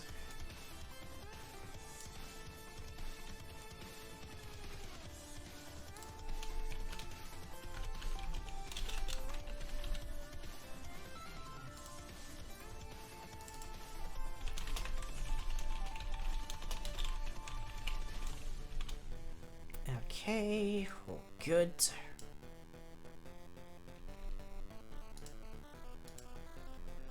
I also actually need that inside of here, because otherwise there's a point where you're in favorites, where there's a point before favorite town, in favorite town, and after favorite town, which is not what we're looking for. Because that is like a butter zone, essentially, you have to click.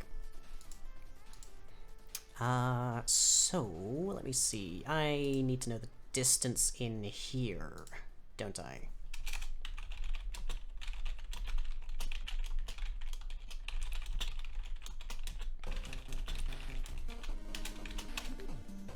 Which is basically all that we're just getting here. Quite happily. I will get to the squats momentarily, I promise. Okay.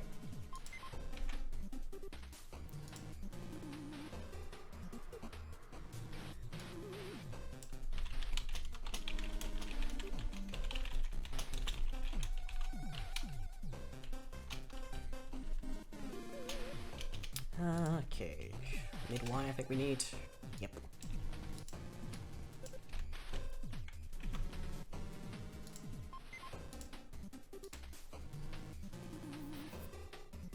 So then, if the distance here is...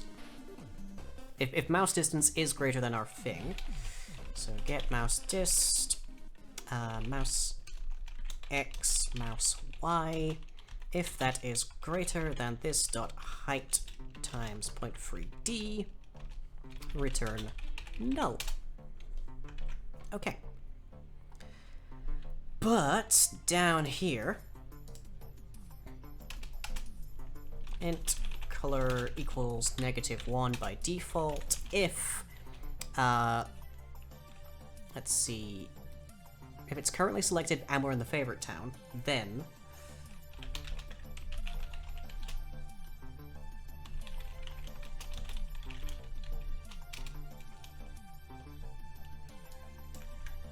we want to change our color. I'm just gonna pick a completely random number here. Billabell. Okay, down here we insert our color. That should mean that they will move inwards when we are hovering over their slice, and they will change color if we're set to try and favorite them. This is still not a perfect solution. We still would prefer to have an actual visual, like, slice visible, so we know where we need to go, but good start.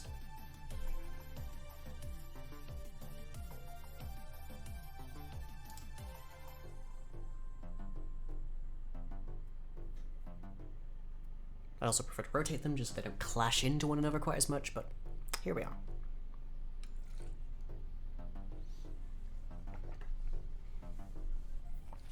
Okay, let's just see how this goes.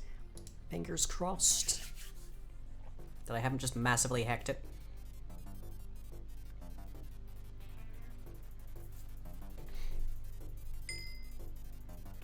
Okay.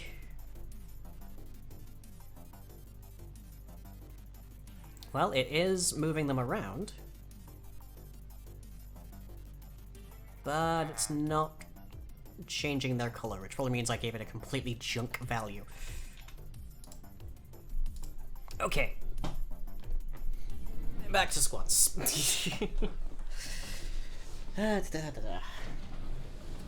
We are at least very close to something that is functional and significantly prettier than what we started with. So, hey, there's that. Okay. Squats 41 to 60. Here we go. 1, 2, 3, 4, 5, 6, 7, 8, 9, 10, 11, 12, 13, 14, 15, 16, 17, 18, 19, 20. 60.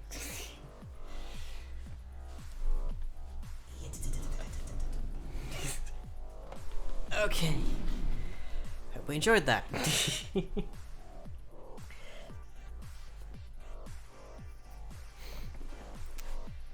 Oh boy, boy, boy. By the time I actually get my vaccination, I'll be strong enough to punch COVID in the face. Or kick it, I guess, mostly. Thank you, Nipty. I usually just have a cup of tea off the side here. I've actually got a full water bottle for this. Okay. Let's just say the color goes to 0 then. Which should be black, I think. Let's also increase max radius so that instead of being a 50, we're actually just going to say about half of our max distance from like the size of Y. So int max radius equals height over 2 I think that'll be on the exact outer edge, so we want to move that about a quarter in.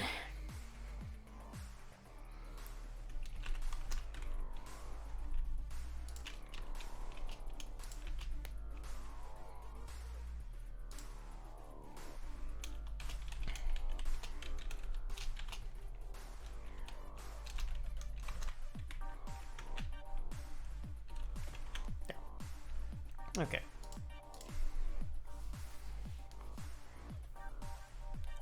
Gives us a bit more room to work with. Okay.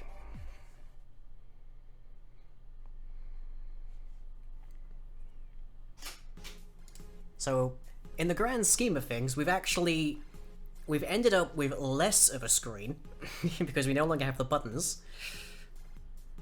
But we've substantially increased the size and specificity of our buttons. What a weird night. Sometimes, honestly, a lot of programming is just re-implementing what you already have, but in a slightly different way that better suits what you're trying to go for. Okay, there we go. So I'm here, and we might have some troubles. Because I still don't see color change happening. But we can much more easily see what we're clicking on.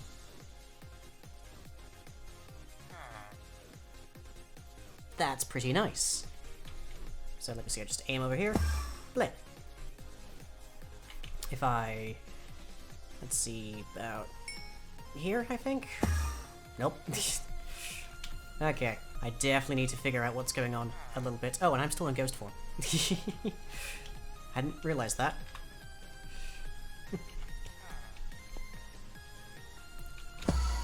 So our favoriting needs work, but we have everything else. That's a good. That's good. Got some nice distance there too. I do still need to modify Dimension Door, by the way, because right now it just tries to put you exactly where you point, instead of trying to find somewhere nearby that you could actually go.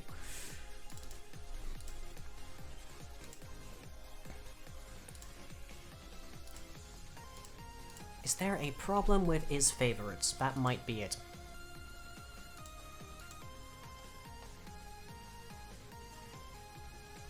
Actually, if currently selected is null, then is favorite doesn't matter, because it'll never get into that, so that's probably not even really necessary there.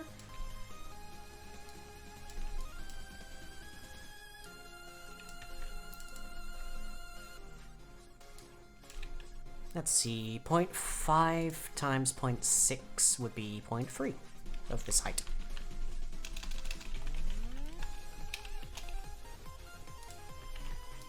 And let's actually know what this is. Returns true if the mouse is far enough from the crosshair to engage favoriting. There. Returns the ability attached to the area the mouse is in, if any.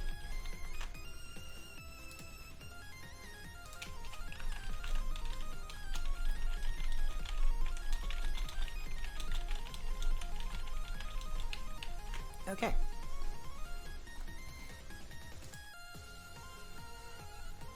.5? No. Okay.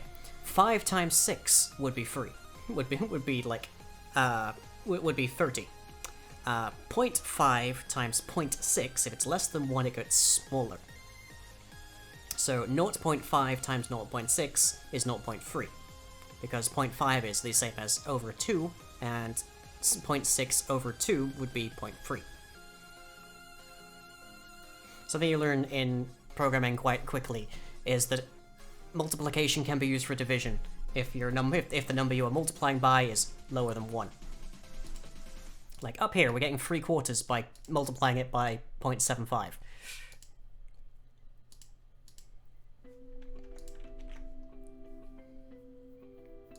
I mentioned a while, didn't I mention in this stream that I'm bad at math? Or at least that I was rusty, out of practice, I don't know.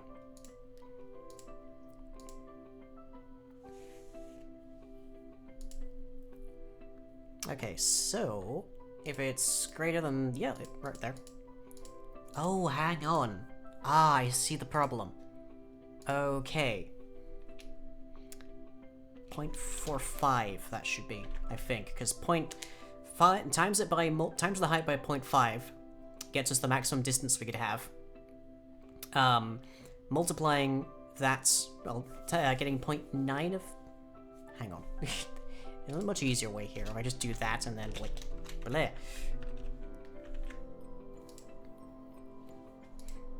.9 times 0.5 would be 0.45. Yes, I'm correct there. Okay. There.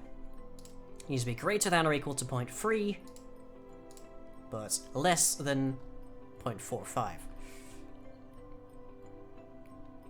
So if it's a favorite, change the color. That's probably why it wasn't changing color.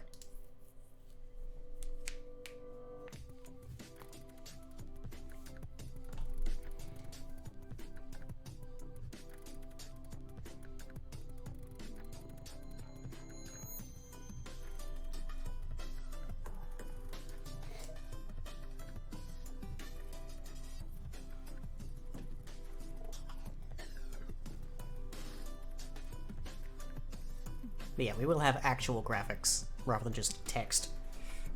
Just not tonight, because it will not be done tonight. Certainly not by me.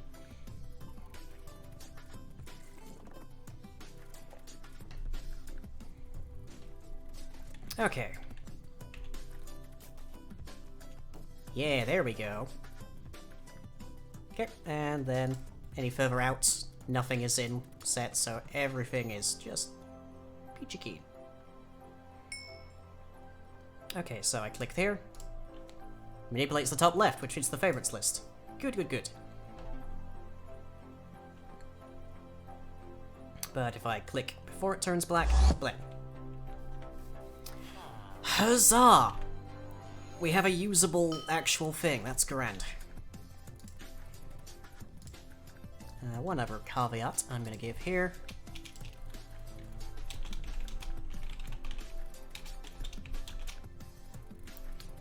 What did I say it was? It was like like half a second, something like that.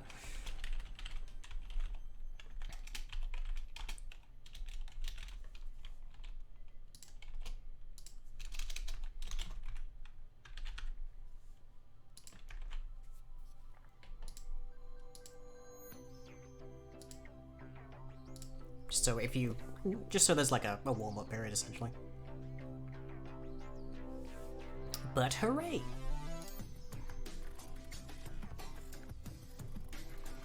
The last thing that I need to get working with the UI, graphics aside, is a scroll feature.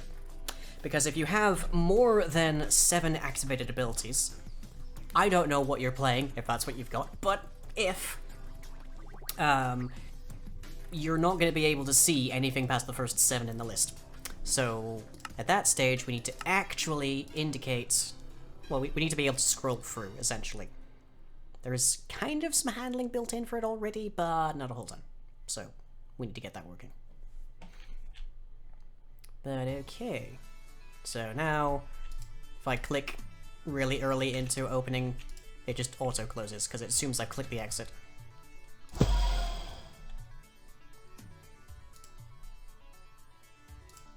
Very good, very good. Let me play. Okay, so those are all bound to my keys, so if I hit 5... Yep. If I hit 4, I will definitely explode and die. But if I hit 1... Okay. And if I take that off,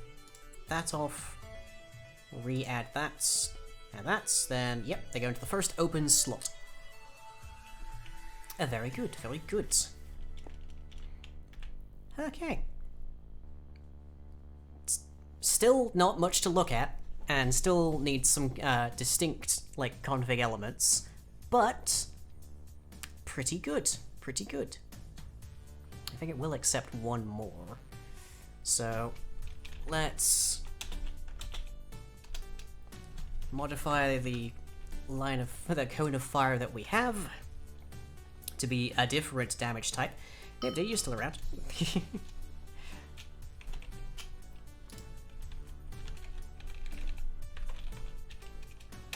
There we go. Cone of acid.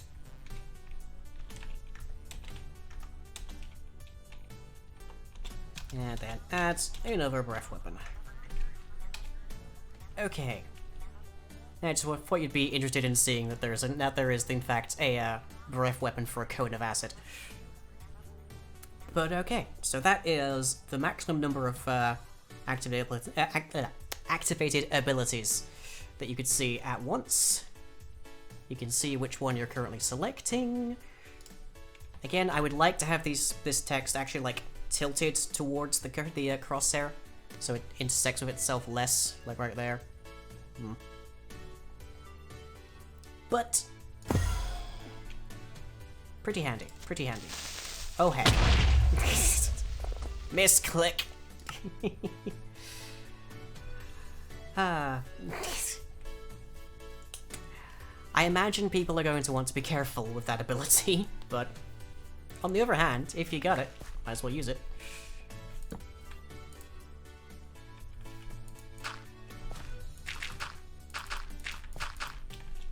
This is not going to be enough to fill this in. Nope. Well,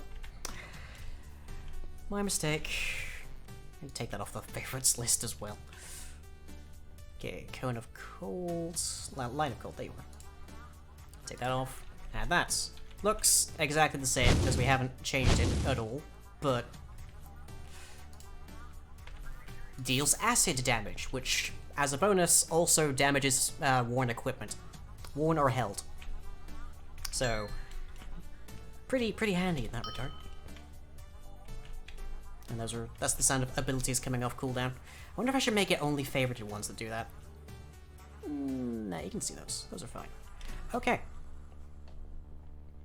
There's one other, like, qualification here, which is we need to be able to see whether these can trigger. Because right now they're white or they're black. So let's try to think, where would the color be that I'm thinking of? The anvil screen, I think. In its render function. Let's see. That, I believe, is the color.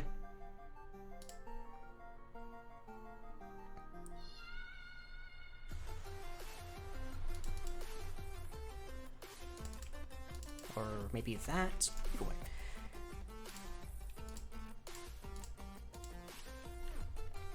Okay, ability.can trigger the player, then -1, white, or that number. I think that is a shade of gray.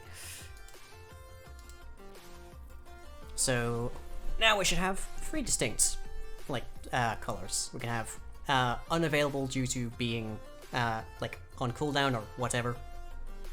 Whether or not you're setting up to actually like favorite it or unfavorite it, and whether or not it is otherwise just sat there.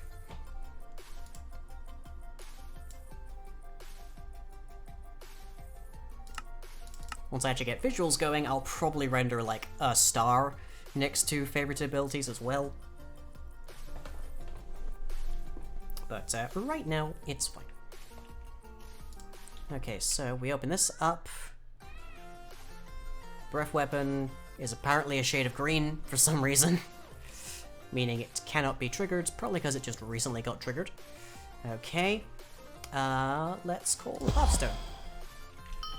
Yes, so green currently means on cooldown for some reason, but Okay, let's tidy that up a bit. Okay, so if I hit this... Yeah. So green is on cooldown right now, rather than grey, but bleh. Proof of concept. It's fine. And if I wait for it to come off cooldown and point really far away, it should stay that color. Okay. Perfect, yeah. Abilities which cannot be activated at this time. Very good. Okay.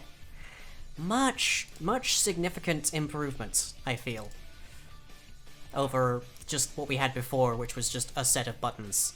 Like, a pair of buttons per ability, plus one for the exit. Like, now it's much more responsive, I feel. Huh. Right, everybody, that is basically what I've got for you today. I hope you've all enjoyed. My next stream will be on Thursday, probably with some Among Us. Though if we can't get enough people around, I'll do some more Come Block Home, because I definitely have some ideas for that. Other than that, though, on Friday, there'll be another Come Block Home stream. If there wasn't one on Thursday, do keep an eye out on twitter.com/lyinginbedmon for that. And on Saturday, we have the Carousel, playing some random games with the patrons. And we'll be back for more coding, hopefully with slightly more visual flair, on Tuesday. Meanwhile, keep an eye out on youtube.com/remembercomic for any videos that come out, and as ever, everything I do is powered by you at patreon.com/lying. Hope you've all enjoyed, and I'll catch you all as ever next time.